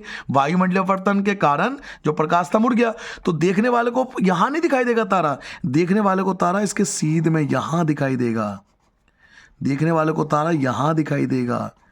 तो क्या हुआ? ये अपनी एक्चुअल पोजीशन से ऊपर नजर आ रहा है। तारे अपनी एक्चुअल पोजीशन से ऊपर नजर आते हैं। क्यों? वायुमंडलीय अपवर्तन के कारण। तारों का प्रकाश जब वायुमंडल में प्रवेश करता है तो वायुमंडलीय अपवर्तन के कारण लाइट मुड़ के आती है। तो जब लाइट मुड़ के आएगी तो हमें जो जिस डायरेक्शन से लाइट आ रही है ना, उसी डायरेक्शन के सीधे में वो चीज दिखाई देगा। तो एक्चुअल में तारा यहां पे है, लेकिन दिखाई यहां पर देगा। तो वायुमंडलीय अपवर्तन के कारण तारे अपनी एक्चुअल पोजीशन से ऊपर नजर आते हैं। तो यही चीज देखो यहां पे लिखा हुआ है। अब मैं यही चीज आपको समझाऊंगा। पृथ्वी के वायुमंडल में प्रवेश करने के पश्चात पृथ्वी के पृष्ठ पर पहुंचने तक तारों का प्रकाश निरंतर अपवर्तित होता है। यही मैंने आपसे कहा, पृथ्वी के वायुमंडल में जब प्रवेश करेगी ना, तारों की जो लाइट है जब एंटर करेगी तो वो अपवर्तित होगी, वो टकरा के मुड़ जाएगी। और वायुमंडलीय अपवर्तन उसी माध्यम में होता है जिसका क्रमिक अपवर्तित अपवर्तनांक हो। यानी कहने का मतलब है जैसे जैसे वो इस लाइन, वायुमंडलीय अपवर्तन उसी माध्यम में होता है जिसका क्रमिक परिवर्तित अपवर्तनांक हो। इस लाइन का ये मतलब है कि जैसे जैसे लाइट हमारे पास आएगी वो उतनी ज्यादा मुड़ती चली जाएगी। जैसे जैसे लाइट हमारे पास आएगी वो उतनी ज्यादा मुड़ती जाएगी, क्योंकि नीचे वाला वायुमंडल जो होता है ना, पृथ्वी के पास वाला वायुमंडल, वो काफी घना होता है, और ऊपर का वायुमंडल जो होता है वो हल्का होता है। तो जैसे जैसे लाइट हमारे पास आती जाएगी वो और ज्यादा मुड़ती जाएगी, क्योंकि वायुमंडल तारे के प्रकाश को अभिलंब की ओर झुका देता है, मतलब मोड़ देता है। अतः क्षितिज के निकट देखने पर कोई तारा अपनी वास्तविक स्थिति से कुछ ऊंचाई पर प्रतीत होता है। यानी घुमा फिरा के बात यह है कि वायुमंडलीय अपवर्तन के कारण, जो मैंने अभी अभी आपको डायग्राम बताया था, वायुमंडलीय अपवर्तन के कारण तारे अपनी एक्चुअल पोजीशन से हमें ऊपर नजर आते हैं। ठीक है, तो ये क्वेश्चन बहुत ज्यादा एग्जाम में आता है बच्चों के, तो जरूर कर लेना आप। उसके बाद आता है अगला टॉपिक। अच्छा, वायुमंडलीय अपवर्तन, यहाँ बच्चों ने, ये बच्चे ने लेट लिखा। अच्छा, इसका डायग्राम भी बना हुआ है, देखो ये डायग्राम भी बना हुआ है। तारे अपनी एक्चुअल पोजीशन यहाँ है लेकिन दिखाई यहाँ देगा, ये एक्चुअल पोजीशन है लेकिन दिखाई यहाँ पर देगा। तो ये अपनी एक्चुअल पोजीशन थोड़ा ऊपर नजर आता है। वायुमंडलीय अपवर्तन मैंने आपको बता ही दिया, पहले ही बता दिया, मुझे लगा ये है नहीं नोट्स में, बट ये नोट्स में था। वायुमंडलीय अपवर्तन, वायुमंडलीय अस्थिरता के कारण प्रकाश का अपवर्तन वायुमंडलीय अपवर्तन कहलाता है। पहले ही बता चुका हूं मैं। वायुमंडलीय अपवर्तन के प्रभाव। अब वायुमंडलीय अपवर्तन के क्या क्या प्रभाव होते हैं, यानी ऐसा क्या क्या होता है जो वायुमंडल के अपवर्तन के कारण होता है। तो वायुमंडलीय अपवर्तन के कारण ये 5 चीजें होती है। पहला, हमें तारे टिमटिमाते नजर आते हैं। अग्रिम सूर्योदय, विलंबित सूर्यास्त, मैंने आपको पहले समझा दिया कि 2 मिनट पहले 2 मिनट बाद तक दिखाई देगा। तारों का वास्तविक स्थिति से कुछ ऊंचाई पर प्रतीत होना, तारे अपनी एक्चुअल पोजीशन से कुछ ऊंचाई पर दिखाई देंगे। गर्म वायु में से होकर देखने पर वस्तु की आवासीय स्थिति परिवर्तित होती रहती है। यानी आग के उस साइड अगर किसी को देखोगे ना, अभी मैं आपको समझाऊंगा ये टॉपिक, आग के उस साइड का व्यक्ति को देखोगे ना तो आपको झिलमिलाता हुआ दिखाई देगा, मतलब मूव करता हुआ दिखाई देगा, वायुमंडलीय अपवर्तन के कारण। तो एक तो हमें पता होना चाहिए वायुमंडलीय अपवर्तन होता क्या है। तो वायुमंडलीय अपवर्तन मैंने कहा था, वायुमंडल के अंदर जब लाइट आती है ना तो वो सीधी नहीं जाती, वो बैंड हो जाती है, इसको वायुमंडलीय अपवर्तन कहते हैं। और वायुमंडलीय अपवर्तन के 5 प्रभाव होते हैं। एक तो तारे टिमटिमाते हैं, अग्रिम सूर्योदय, विलंबित सूर्यास्त होता है, तारे अपनी एक्चुअल पोजीशन से ऊंचे नजर आते हैं, और गर्म वायु से देखने पर हमें वस्तु जो होता है वो आभासी प्रतीत होता है, झिलमिलाता हुआ दिखाई देता है। अब मैं एक एक करके आपको ना मोस्टली टॉपिक समझाऊंगा। जैसे मैंने आपको समझा दिया कि 2 मिनट पहले 2 मिनट बाद क्यों होता है, तारे अपनी एक्चुअल पोजीशन से ऊंचाई पर नजर क्यों आते हैं, ये दो टॉपिक आपको पहले करवा दिया। ये नोट्स में पहले होना चाहिए था और वो बाद में होना चाहिए था, बट कोई नहीं, ये मैंने आपको समझा दिया। अब मैं आपको ये वाला समझाने वाला हूं कि आग के तुरंत ऊपर की वायु क्या होता है। चलिए, इसमें क्या होता है ये मैं आपको समझाता हूं, एक पेज के द्वारा समझाता हूं। आपने अक्सर देखा होगा बच्चों कि जैसे यहाँ पर ना आग जल रही है, ठीक है, हम ये एग्जांपल ले लेते हैं कि यहाँ पर आग जल रही है, हमने एग्जांपल ले लिया, आग जल रही है। तो आप ऑब्जर्व करना कि आप यहाँ पे खड़े हो और आपका दोस्त यहाँ पर खड़ा है। तो आपने देखा होगा कि आग के उस साइड जब हम अपने ओर से दूसरे साइड देखते हैं तो ये जो सामने वाला व्यक्ति है ना, झिलमिलाता हुआ दिखाई देता है, लहराता हुआ दिखाई देता है। ये आपने देखा होगा कि आग के इस साइड वाला व्यक्ति जो है ना थोड़ा सा लहराता हुआ दिखाई देता है। तो ये ऐसा क्यों होता है, रीजन क्या है? तो इसका रीजन भी वायुमंडलीय अपवर्तन है। कैसे? देखिए, आग के ऊपर की वायु, जो आग के ऊपर की वायु होती है गर्म होती है, ये तो मानते हो। आग के ऊपर की वायु गर्म होती है और इसका अपवर्तनांक जो होता है वो कम होता है, ठीक है। आग के ऊपर की वायु गर्म होती है, इसका अपवर्तनांक कम होता है, तो ये वायु क्या करता है, ऊपर जाता है। ये वायु ऊपर गया, कम अपवर्तनांक वाला ऊपर चला गया। जबकि ऊपर की वायु जो होता है, यहां की वायु जो है वो ठंडी है और इसका अपवर्तनांक जो होता है वो ज्यादा होता है, इसका अपवर्तनांक ज्यादा होता है, इसका अपवर्तनांक ज्यादा होता है। तो ये वाली वायु जो है वो नीचे आती है। तो जब लगातार अपवर्तनांक चेंज होगा, यानी कम अपवर्तनांक वाला ऊपर जाएगा और ज्यादा अपवर्तनांक वाला नीचे आएगा, कम अपवर्तनांक वाला वायु ऊपर जाएगा और अधिक अपवर्तनांक वाला वायु नीचे आएगा। तो ये बार बार अपवर्तन में वायुमंडलीय अपवर्तनांक जो परिवर्तित हो रहा है, भाई कम वायु वाला अपवर्तन ऊपर जा रहा है और अधिक अपवर्तन वाला नीचे आ रहा है। तो बार बार अपवर्तन में चेंजेस आ रहे हैं, अपवर्तनांक बार बार चेंज हो रहा है, इसलिए सामने वाला व्यक्ति जो है वो हमें लहराता हुआ दिखाई देता है, क्योंकि वो अलग अलग अपवर्तनांक से दिखाई दे रहा है। कभी अपवर्तनांक ज्यादा है, कभी अपवर्तनांक कम है, क्योंकि अपवर्तन बार बार जो वायु का है चेंज हो रहा है। तो ये वाला व्यक्ति आपको सीधा नहीं दिखाई देगा, लहराता हुआ दिखाई देगा, झिलमिलाता हुआ दिखाई देगा। तो यही टॉपिक आपके एग्जाम में भी आता है, कई बार ये एग्जाम में आ चुका है आपके पेपर में। तो चलिए स्टार्ट करते हैं इस टॉपिक में, हमें क्या लिखना है आंसर। आग के तुरंत वायु ऊपर की वायु, ये समझाता हूं मैं आपको। पहला पॉइंट है, आग के तुरंत ऊपर की वायु की तुलना में यहां की आएगा, आग के तुरंत ऊपर की वायु के तुलना में अधिक गर्म हो जाती है। यानी इसका यह मतलब है कि जो आग के ऊपर की वायु है वो ज्यादा गर्म होती है। गर्म वायु अपने ऊपर की ठंडी वायु की तुलना में कम सघन होती है, मतलब अपवर्तनांक कम होता है, उसका सघन ज्यादा। तो ये कह रहा है कि गर्म वायु, जो गर्म वायु है यानी आग के ऊपर वाली वायु, आग के ऊपर वाली वायु, ये वाली वायु जो मैंने अभी आपको बताया था, आग के जस्ट ऊपर वाली वायु, ये वाली वायु, ये ज्यादा गर्म है, तो इसका अपवर्तनांक कम होगा।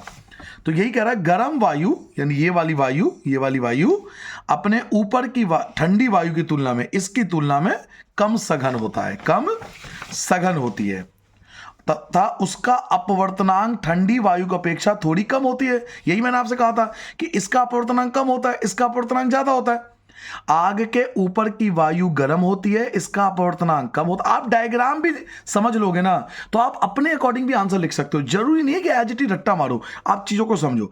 आग के ऊपर की वायु गर्म होती है, इसका अपवर्तनांक कम होता है। उसके ऊपर की वायु ठंडी होती है, इसका अपवर्तनांक ज्यादा होता है। तो कम अपवर्तनांक वाला ऊपर जाएगा, अधिक अपवर्तनांक वाला नीचे आएगा। तो बार बार अपवर्तनांक में परिवर्तन के कारण सामने वाला व्यक्ति हमें सीधा दिखाई नहीं देता।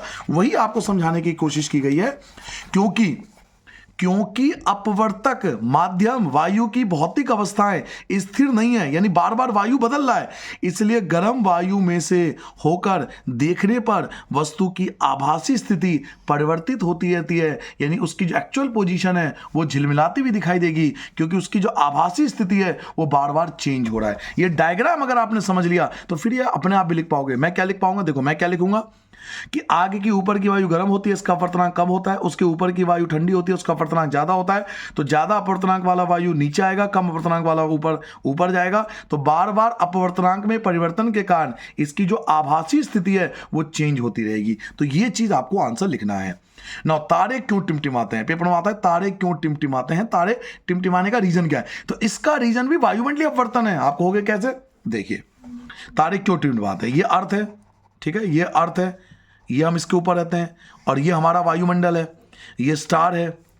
अब जब स्टार की लाइट हमारे एटमॉस्फेयर में एंटर करती है तो हमें, आपको पता है, बैंड हो जाती है, लेकिन कितना बैंड होती है ये कैसे पता लगेगा? ये डिपेंड करता है कि हमारा एटमॉस्फेयर कैसा है, वायुमंडल कैसा है। अगर ये ज्यादा सघन हुआ, बात को समझिए, अगर ये सघन ज्यादा हुआ तो अपवर्तन भी अधिक होगा, अपवर्तन भी अधिक होगा। और अगर ये कम सघन हुआ, अगर ये कम सघन हुआ, हल्का फुल्का वायुमंडल हुआ, तो अपवर्तन भी कम होगा। अब कोई वायुमंडल फिक्स तो है नहीं, एक जगह निश्चित तो है नहीं वायुमंडल की, हर जगह वायु एक जैसा है। तो कभी वायु सघन होता है तो अपवर्तन ज्यादा होता है, कभी वायु कम सघन होता है तो अपवर्तन कम होता है। इसलिए कभी लाइट हम तक ज्यादा आती है और कभी लाइट हम तक कम आती है। तो जब कभी लाइट ज्यादा आएगी तो हमें ज्यादा दिखाई देगा और लाइट कम आएगी तो हमें कम दिखाई देगा। इसी को टिमटिमाहट का प्रभाव कहते हैं। दोबारा समझिए, ये अर्थ है, इसको ऊपर हम रहते हैं, ये हमारा वायुमंडल है। आप बताइए वायुमंडल फिक्स है क्या? ये बताइए, आप खुद सोचिए, क्या वायुमंडल फिक्स है? नहीं ना। कहीं पे सघनता ज्यादा है, मतलब वायु ज्यादा है, कहीं पे कम है, कहीं बादल है, कहीं नहीं है, कहीं पे कुछ है, कहीं पे कुछ है, कहीं डस्ट पार्टिकल ज्यादा है, कहीं डस्ट पार्टिकल कम है। तो अगर वायुमंडल सघन ज्यादा होगा तो अपवर्तन ज्यादा होगा, वायुमंडल कम सघन होगा तो अपवर्तन कम होगा। तो इस कारण से कभी लाइट हम तक ज्यादा आती है, कभी लाइट हम तक कम आती है। तो लाइट ज्यादा आएगी तो ब्राइट, ये चमकता हुआ दिखाई देगा, और लाइट कम आएगी तो ये कम दिखाई देगा। तो इसलिए कभी ज्यादा दिखाई देता है, कभी कम दिखाई देता है, कभी ज्यादा दिखाई देता है, कभी कम दिखाई देता है। इसी को टिमटिमाहट का प्रभाव कहते हैं। देखिए यही आपको यहां पर आपको लिखना पड़ेगा। दूर स्थित तारे हमें प्रकाश के बिंदु स्रोत के समान प्रतीत होते हैं, यानी वो लाइट के सोर्सेज हैं। चूंकि तारों से आने वाली प्रकाश किरणों, अब तारों से जो प्रकाश की किरण आ रही है, इसका पथ जो है, रास्ता जो है, वो थोड़ा थोड़ा परिवर्तित होता रहता है। क्यों परिवर्तित होता है? वायुमंडलीय अपवर्तन के कारण। अतः तारे की आभासी स्थिति विचलित होती रहती है। उसकी एक्चुअल पोजीशन वो अपनी एक्चुअल पोजीशन कभी यहां दिखाई देता है, कभी यहां दिखाई देता है। तथा आंखों में प्रवेश करने वाली तारों के प्रकाश की मात्रा, ध्यान से सुनिए, आंखों में प्रवेश करने वाली तारों के प्रकाश की मात्रा, जो प्रकाश की मात्रा होगी वो झिलमिलाती रहेगी, कभी ज्यादा लाइट आएगी, कभी कम लाइट आएगी, वायुमंडलीय अपवर्तन के कारण।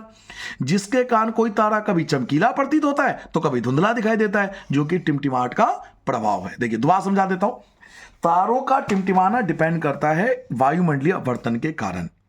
हमारा वायुमंडल स्थिर नहीं है। जब सघन ज्यादा होगा वायुमंडल तो अपवर्तन ज्यादा होगा, और कम सघन होगा तो अपवर्तन भी कम होगा। तो कभी प्रकाश की किरण हम तक ज्यादा पहुंच पाती है, कभी प्रकाश की किरण हमें कम पहुंचती है। जब प्रकाश की किरण ज्यादा पहुंचती है तो ये चमकीला दिखाई देता है, जब प्रकाश की किरण कम पहुंचती है तो ये कम दिखाई देगा। तो कभी ज्यादा दिखाई दे रहा है, कभी कम दिखाई दे रहा है। इसी को टिमटिमाहट का प्रभाव कहते हैं, इसी को तारों का टिमटिमाना कहते हैं। अभी टिंडल प्रभाव क्या है? देखिए टिंडल प्रभाव याद कीजिए, आप ऐसे 9th क्लास में भी पढ़ा होगा। टिंडल प्रभाव 9th क्लास के बुक में भी था। टिंडल प्रभाव देखिए, जब कोई लाइट धुएं वगैरह से निकलती है, जब इसको बोलते हैं कोलाइड, वैसे तो कोलाइड बोलते हैं इसको, कोलाइड याद कीजिए। कोलाइड आपको याद होगा, कोलाइड ये 9वीं क्लास के चैप्टर 2 में था, चैप्टर 2 9th क्लास, याद कीजिए। ये कोलाइड है। कोलाइड कुछ भी हो सकता है, वायु हो सकता है, वायु कोलाइड है, और जो धूल कण होते हैं वायु के अंदर, वो सब उसको कोलाइड बनाते हैं। तो जब लाइट कोलाइड से जाती है ना, तो ये अलग अलग रास्तों में इसका पाथ हमें दिखाई देता है। जब लाइट कोलाइड से जाती है तो हमें इसका पाथ दिखाई देता है, इसका मार्ग दिखाई देता है। ये अलग अलग डायरेक्शन में फैल जाता है, जैसे भी आपको समझ में आए। जब लाइट कोलाइड से जाता है तो ये स्प्रेड हो जाता है, ये फैल जाता है। जब लाइट कोलाइड से पास होता है तो बच्चों ये फैल जाता है, स्प्रेड हो जाता है। इसी को साइंस में टिंडल प्रभाव कहते हैं। जैसे मान लीजिए कोई कमरा है और वहां से एक लाइट, छोटा सा कोई छेद है, वहां से लाइट एंटर कर रहा है, तो आप दिखाई देगा आपको कि लाइट ना हल्का हल्का फैल रहा है, तो इसको टिंडल प्रभाव कहते हैं। जैसे मान लो आप घने जंगल में हो, तो घने जंगल में जब लाइट एंटर करती है ना, तो वो भी पानी की बूंदों के कारण, ओस के कारण फैल जाती है, तो इसको भी टिंडल प्रभाव कहते हैं। जब आप जंगल में रहोगे ना तो लाइट आपको फैला हुआ दिखाई देगा सुबह सुबह, इसको भी टिंडल प्रभाव कहते हैं। तो ये रूम में भी दिखाई देता है, जंगल में भी दिखाई देता है। तो जब लाइट कोलाइड से पास होता है, जब प्रकाश कोलाइड से गुजरता है तो अलग अलग दिशाओं में फैल जाता है, इसी को टिंडल प्रभाव कहते हैं। आइए इस चीज को समझते हैं। जब कोई प्रकाश किरण यानी लाइट का पुंज वायुमंडल के महीन कणों वायुमंडल के महीन कणों मतलब कोलाइड, जैसे कि धुआं, जल की सूक्ष्म बूंदें, धूल के निलंबन कण तथा वायु के अणु से टकराते हैं तो उससे किरण पुंज का मार्ग दिखाई देने लगता है, हमें उसका मार्ग दिखाई देने लगता है, हमें उसका पाथ दिखाई देने लगता है। कोलाइडी कणों के द्वारा प्रकाश के प्रकीर्णन की परिघटना को टिंडल प्रभाव कहते हैं या टिंडल प्रभाव उत्पन्न करते हैं। यानी जो कोलाइड के कण होते हैं, ये प्रकाश के प्रकीर्णन करते हैं, फैला देते हैं, जिसकी वजह से हमें उसका मार्ग दिखाई देने लगता है। इसी को टिंडल प्रभाव कहते हैं। जैसे कि उदाहरण, जब धुएं से भरा हुआ कोई कमरा हो और किसी सूक्ष्म छिद्र से कोई पतला प्रकाश किरण प्रवेश कर रहा हो तो हम टिंडल प्रभाव को देख सकते हैं। मान लो कोई कमरा, उसमें धुआं भरा हुआ है, आप वहां पे लाइट एंटर करोगे ना हल्का सा छेद से, तो आपको टिंडल प्रभाव बहुत अच्छे से दिखाई देगा। और भी एग्जाम दे सकते हो, जंगल का एग्जाम्पल दे सकते हो, आपके बुक में जंगल का भी एग्जाम्पल है। जब किसी घने जंगल के वितान से, मान लो कोई घना जंगल है और वहां सूर्य का प्रकाश गुजर रहा है, कोई सनलाइट थोड़ी बहुत आ रही है वहां पे, तो वहां भी आपको टिंडल प्रभाव दिखाई देगा। तो ये क्यों होता है? तो ये होता है कोलाइड की वजह से। यानी ओवरऑल घूम फिरा के बात ये है कि जब भी प्रकाश की किरण किसी कोलाइड से गुजरेगा, कोलाइड का मतलब है जल के सूक्ष्म कण, धुआं, धूल के कण, हमारा वायुमंडल, ये सब कोलाइड है। तो जब भी प्रकाश कोलाइड से गुजरता है बच्चों, तो ये अलग अलग दिशाओं में भटक जाता है, जिसकी वजह से हमें पाथ दिखाई देता है, हमें इसका मार्ग दिखाई देता है। इसी को टिंडल प्रभाव के नाम से जाना जाता है। इस पेज में हमने जाना कि तारे क्यों टिमटिमाते हैं। तो तारे टिमटिमाने का रीजन मैंने आपको डायग्राम से समझाया था। अभी तारे टिमटिमाने का रीजन बताया था कि हमारा वायुमंडल स्थिर नहीं है, कभी सघनता ज़्यादा है, कभी सघनता कम है। जब सघन ज़्यादा होगा तब वर्तन ज़्यादा होगा, जब कम सघन होगा तब वर्तन कम होगा। तो इसलिए कभी लाइट हमें कभी ज़्यादा मिलेगा, कभी हमें कम लाइट मिलेगा, तो हमें टिमटिमाता हुआ दिखाई देता। उसके बाद मैंने आपको ये टॉपिक बताया कि टिंडल प्रभाव क्या होता है। तो जब लाइट कोलाइड से पास होता है तो हमें उसका मार्ग दिखाई देने लगता है, वो अलग अलग डायरेक्शन में फैल जाता है। इसको टिंडल प्रभाव के नाम से जानते हैं। जिसके दो एग्जाम्पल बताए, एक कमरे का एग्जाम्पल दिया, रूम का एग्जाम्पल दिया, एक जंगल का एग्जाम्पल दिया। नाउ अगला टॉपिक है, बड़ा इंटरेस्टिंग टॉपिक है कि जो प्रकीर्णित प्रकाश है, यानी अभी आपने कहा लाइट फैल जाता है ना, लाइट जो कोलाइड से जाता है फैल जाता है। तो जो प्रकीर्णित प्रकाश का वर्णन है वो प्रकीर्णन ना करने वाले कणों के आकार पर निर्भर करता है। अब इस हेडिंग का मतलब ही आपको समझ में नहीं आएगा अगर इसको अच्छे से ना समझाया जाए। मैं आपको समझाता हूं। एक बात बताइए मुझे, क्या हमारे वायुमंडल में जो प्रकाश के किरण है वो सेम है? वो जो हमारे वायुमंडल जो धूल के कण है, क्या वो सेम है? कहीं पे बहुत छोटे छोटे पार्टिकल हैं, कभी पार्टिकल थोड़े से बड़े हैं, थोड़े पार्टिकल बड़े हैं, और कहीं पार्टिकल ऐसा होता है कि बहुत बड़ा भी है। ठीक है, 3 टाइप के पार्टिकल हमारे एटमॉस्फेयर में होता है। ध्यान से सुनना बच्चों, ये बड़ा इंटरेस्टिंग टॉपिक है। अगर पार्टिकल बहुत छोटे छोटे हैं, बहुत छोटे छोटे पार्टिकल, अगर पार्टिकल बहुत छोटे छोटे हैं और आप यहां से लाइट गुजारोगे ना, अगर आप यहां से लाइट, व्हाइट कलर का लाइट, अगर व्हाइट कलर का लाइट, सफेद लाइट आप यहां से पास करोगे, पता है क्या होगा? ये आपको ब्लू कलर को स्कैटर करता है, ब्लू रंग को। आपको याद है व्हाइट लाइट में 7 कलर होते हैं, विवग्योर याद होगा आपको। व्हाइट लाइट में, श्वेत प्रकाश में 7 रंग होते हैं। इन 7 रंग में से ब्लू कलर स्कैटर हो जाता है, फैल जाता है। किसकी वजह से? स्मॉल पार्टिकल की वजह से। तो जब पार्टिकल बहुत छोटा होता है, जब कण बहुत छोटे होते हैं, जब कण बहुत छोटे होंगे ना, तो ब्लू कलर स्कैटर हो जाएगा। अब यहां पे आ जाइए, थोड़े मीडियम साइज का पार्टिकल ले लेते हैं, जब मीडियम साइज का पार्टिकल होगा, यदि मध्यम कण होगा, जब ना बड़े ना छोटे, जब मध्यम कण का पार्टिकल होगा, और जब आप इस पे व्हाइट लाइट मारोगे, तो पता क्या होगा? ये रेड को स्कैटर करेगा। जी हाँ, ये रेड को स्कैटर करेगा, ये रेड को फैलाएगा। जब पार्टिकल बहुत छोटा होता है तो ब्लू स्कैटर होता है, जब पार्टिकल थोड़ा बड़ा होता है, मीडियम होता है, तो रेड स्कैटर होता है, यानी लाल रंग का प्रकीर्णन होता है, लाल रंग फैल जाएगा। एक कमरे के अंदर आप बहुत छोटे छोटे पार्टिकल फैला दीजिए और लाइट मारिए, व्हाइट लाइट, आपको पूरा कमरा ब्लू रंग का दिखाई देने लगेगा। एक कमरे के अंदर, ये एक्सपेरिमेंट किया जा चुका है, अगर एक कमरे के अंदर मीडियम पार्टिकल छोड़ दीजिए और व्हाइट लाइट जला दीजिए वहां पे बहुत सारे, तो आपको पूरा कमरा लाल लाल दिखाई देगा। ऐसे ही अगर पार्टिकल का साइज और बड़ा है, मान लीजिए आप पार्टिकल का साइज थोड़े और बड़ा है, यानी इसको हम बोल सकते हैं लार्ज पार्टिकल। अब अगर लार्ज पार्टिकल पे आप लाइट मारोगे, व्हाइट लाइट मारोगे, तो ये सभी लाइट को इक्वल स्कैटर करता है, ये सभी कलर को इक्वल स्कैटर करता है, इसलिए हमें व्हाइट दिखाई देता है, हमें सफेद रंग दिखाई देता है। और मोस्टली हमारे कमरों में जो होता है वो ये वाला केस पाया जाता है, हमारे रूम में, हॉल में अधिकतर ये वाला केस पाया जाता है। यहाँ पार्टिकल का साइज बड़े होते हैं। अब आपको क्या, हमें तो पार्टिकल दिखाई नहीं देता। वो जो पार्टिकल नहीं दिखाई देता है ना, वो साइंस की लैंग्वेज में बहुत बड़ा पार्टिकल है। छोटा पार्टिकल और मीडियम पार्टिकल बहुत छोटे हैं, ये एटमॉस्फेयर में बहुत ऊपर दिखाई देते हैं। जैसे वो साफ वायुमंडल होता है ना, जहाँ जहाँ बिल्कुल क्लीन स्काई होगा, वहाँ होगा ये वाला, थोड़े ये वाला भी पाया जा सकता है। बट अधिकतर हमारे आसपास जो है ज़्यादा बड़े पार्टिकल होते हैं, ज़्यादा बड़े पार्टिकल होते हैं, इसलिए वाइट कलर ही स्कैटर होते हैं और हमें सफ़ेद रंग ही दिखाई देता है अपने आसपास। तो पार्टिकल के साइज पे डिपेंड करता है कि कौन सा कलर स्कैटर होगा। अगर छोटा कण है तो वो ब्लू रंग को फैलाएगा, अगर मध्यम कण है तो वो लाल रंग को फैलाएगा, और अगर बहुत बड़ा पार्टिकल है तो वो वाइट कलर को, यानी सभी कलर को इक्वल स्कैटर करेगा, हमें वाइट दिखाई देगा। तो यही यहां पर बताने की कोशिश किया गया है। देखिए, अत्यंत सूक्ष्म कण, बहुत छोटे कण मुख्य रूप से नीले रंग का प्रकीर्णन करते हैं।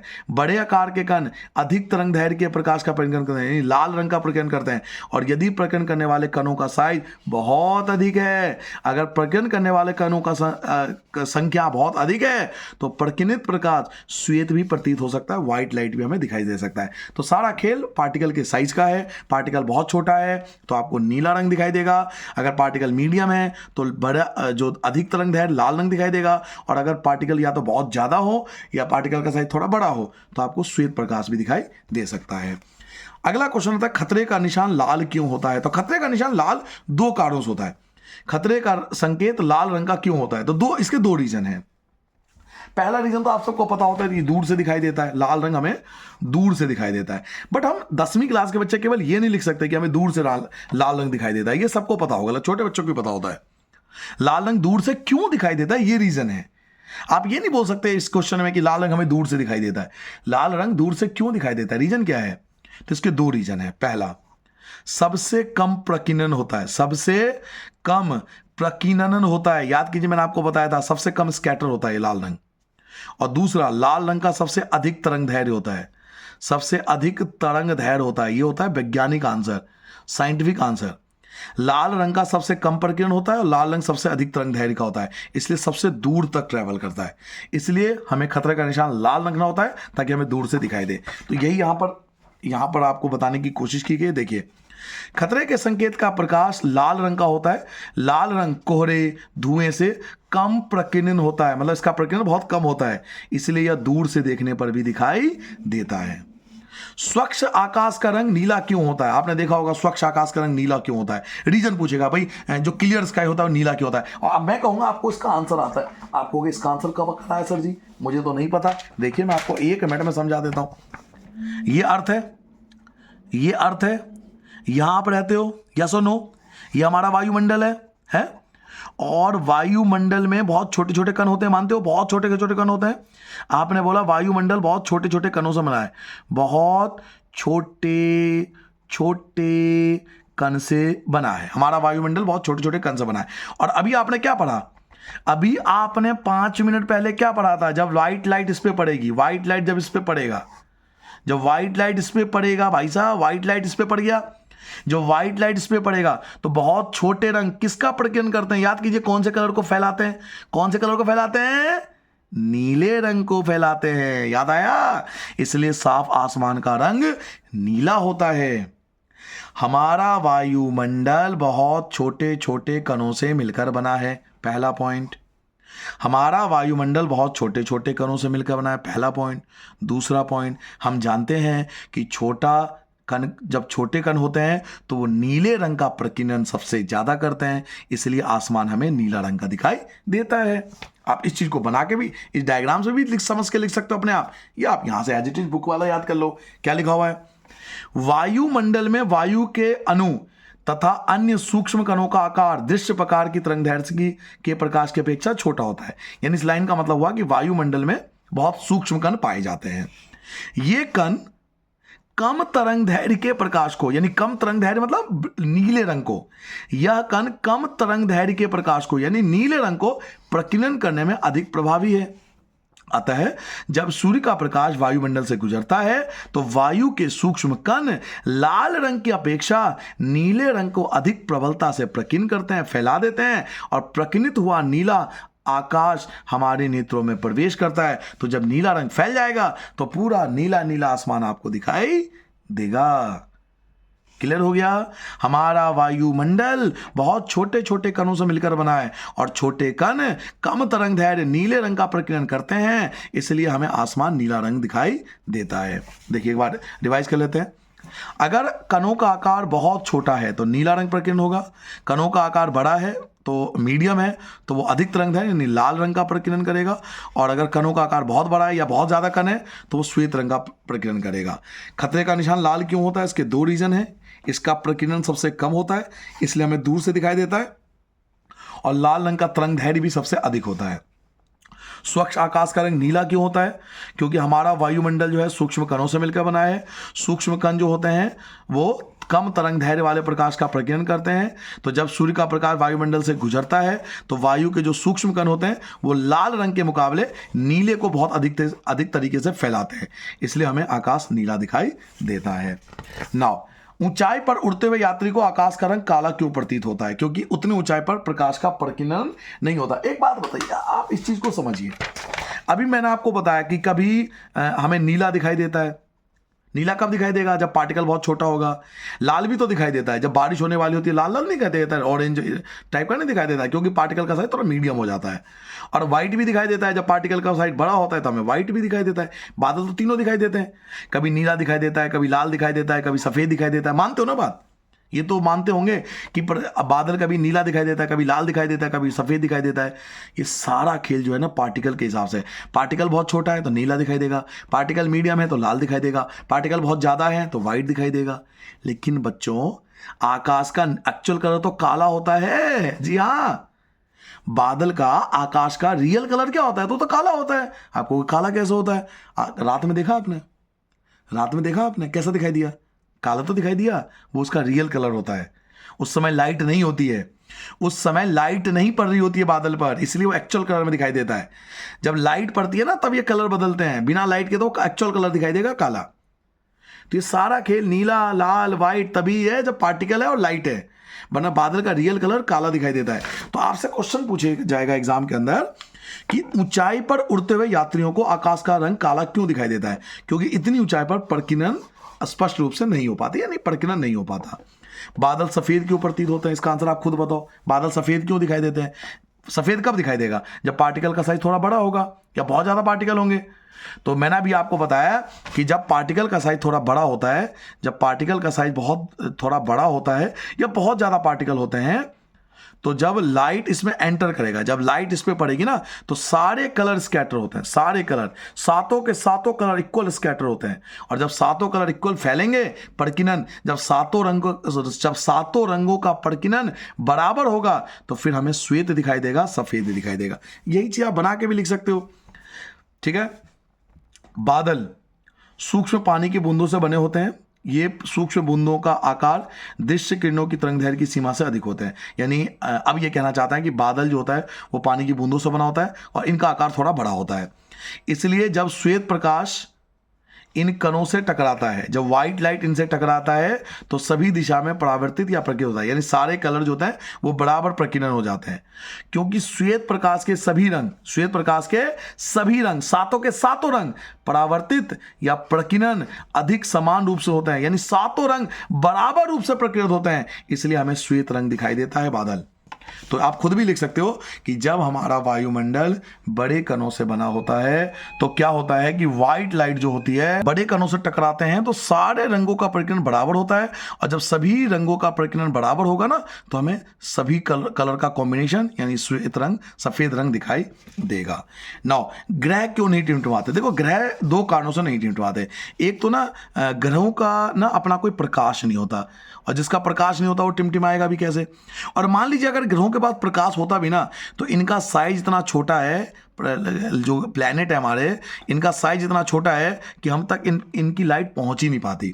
और जब लाइट ही नहीं आएगी तो फिर इसका प्रकीर्णन कैसे होगा, ये टिमटिमाएगा कैसे। तो आपसे पूछा जाएगा कि ग्रह क्यों नहीं टिमटिमाते। तारों की अपेक्षा पृथ्वी के काफी नजदीक होते, इसलिए उसे प्रकाश का बड़ा स्रोत माना जाता है। मान लीजिए कि भाई उसमें लाइट है, ये पहला पॉइंट कह रहा है कि भाई पृथ्वी के पास है, तो मान लीजिए उसके पास लाइट है। यदि ग्रह की प्रकाश के बिंदु स्रोत का संग्रह मान ले, अगर मान ले कि ग्रह के पास लाइट भी है, तो प्रत्येक स्रोत द्वारा यानी प्रत्येक ग्रह द्वारा हमारी आंखों में प्रवेश करने वाले प्रकाश की मात्रा में कुल परिवर्तन का औसत मान्य शून्य होगा। यानी सभी प्लैनेट से आने वाली लाइट का अगर टोटल भी कर दें, अब अगर सभी ग्रह से आने वाले प्रकाश का टोटल भी कर दें तो भी उसका जो औसत मान्य होगा वो शून्य होगा, जिसके कारण ग्रह नहीं टिमटिमाते। यानी कहने का मतलब बच्चों ये है कि मान लीजिए कि ग्रह के पास लाइट भी होता और वो हम तक आता भी, तो इतने सारे ग्रहों से आने वाली लाइट का जो प्रभाव है वो हम पे जीरो हो जाता, शून्य हो जाता, इसलिए ग्रह नहीं टिमटिमाते हैं। और लास्ट टॉपिक है कि नेत्र गोलक का व्यास कितना होता है। तो नेत्र गोलक का व्यास 2.3 सेंटीमीटर होता है। ये एमसीक्यू में पूछा गया था एक बार। इस पेज पे हमने क्या जाना कि ऊंचाई पर उड़ते हुए यात्री को आकाश का रंग काला क्यों दिखाई देता है, क्योंकि प्रकीर्णन नहीं हो पाता। बादल सफेद क्यों दिखाई देते हैं, क्योंकि बादल सूक्ष्म पानी की बूंदों से बना होता है और इन पानी की बूंदों का साइज थोड़ा बड़ा होता है। तो जब श्वेत प्रकाश इन कणों से टकराता है तो सभी दिशाओं में परावर्तन होता है, प्रकीर्णन होता है प्रकाश का, क्योंकि श्वेत प्रकाश के सभी रंग, देखिए सभी रंग, सारे कलर परावर्तित और प्रकीर्णन अधिक समान रूप से होते हैं, इसलिए हमें सफेद रंग दिखाई देते हैं। ग्रह क्यों नहीं टिमटिमाते, तारों की अपेक्षा पृथ्वी के काफी नजदीक होते हैं, इसलिए इसे प्रकाश का बड़ा स्रोत माना जाता है। यदि ग्रह की प्रकाश के बिंदु स्रोतों का संग्रह माने तो प्रत्येक स्रोत का द्वारा हमारे आंखों में प्रवेश करने वाले प्रकाश की मात्रा का कुल परिवर्तन मान शून्य होगा। अगर हम मान भी ले उसके पास लाइट है तो इनसे आने वाली लाइट का जो औसत मान्य होता वो हमारे तक पहुंचते पहुंचते शून्य हो जाता, इसलिए ग्रह नहीं टिमटिमाते। और नेत्र गोलक का साइज 2.3 सेंटीमीटर होता है। तो ये बच्चों टोटल 41 टॉपिक आपको याद करने हैं। बिलीव मानिए इससे बाहर आज तक किसी एग्जाम में नहीं आया। प्लीज पूरे अच्छे से पढ़िए, बढ़िया से पढ़िए, नोट्स बनाइए और बहुत अच्छे से याद कीजिए। नमस्कार, जय हिंद, मिलते हैं नेक्स्ट चैप्टर में।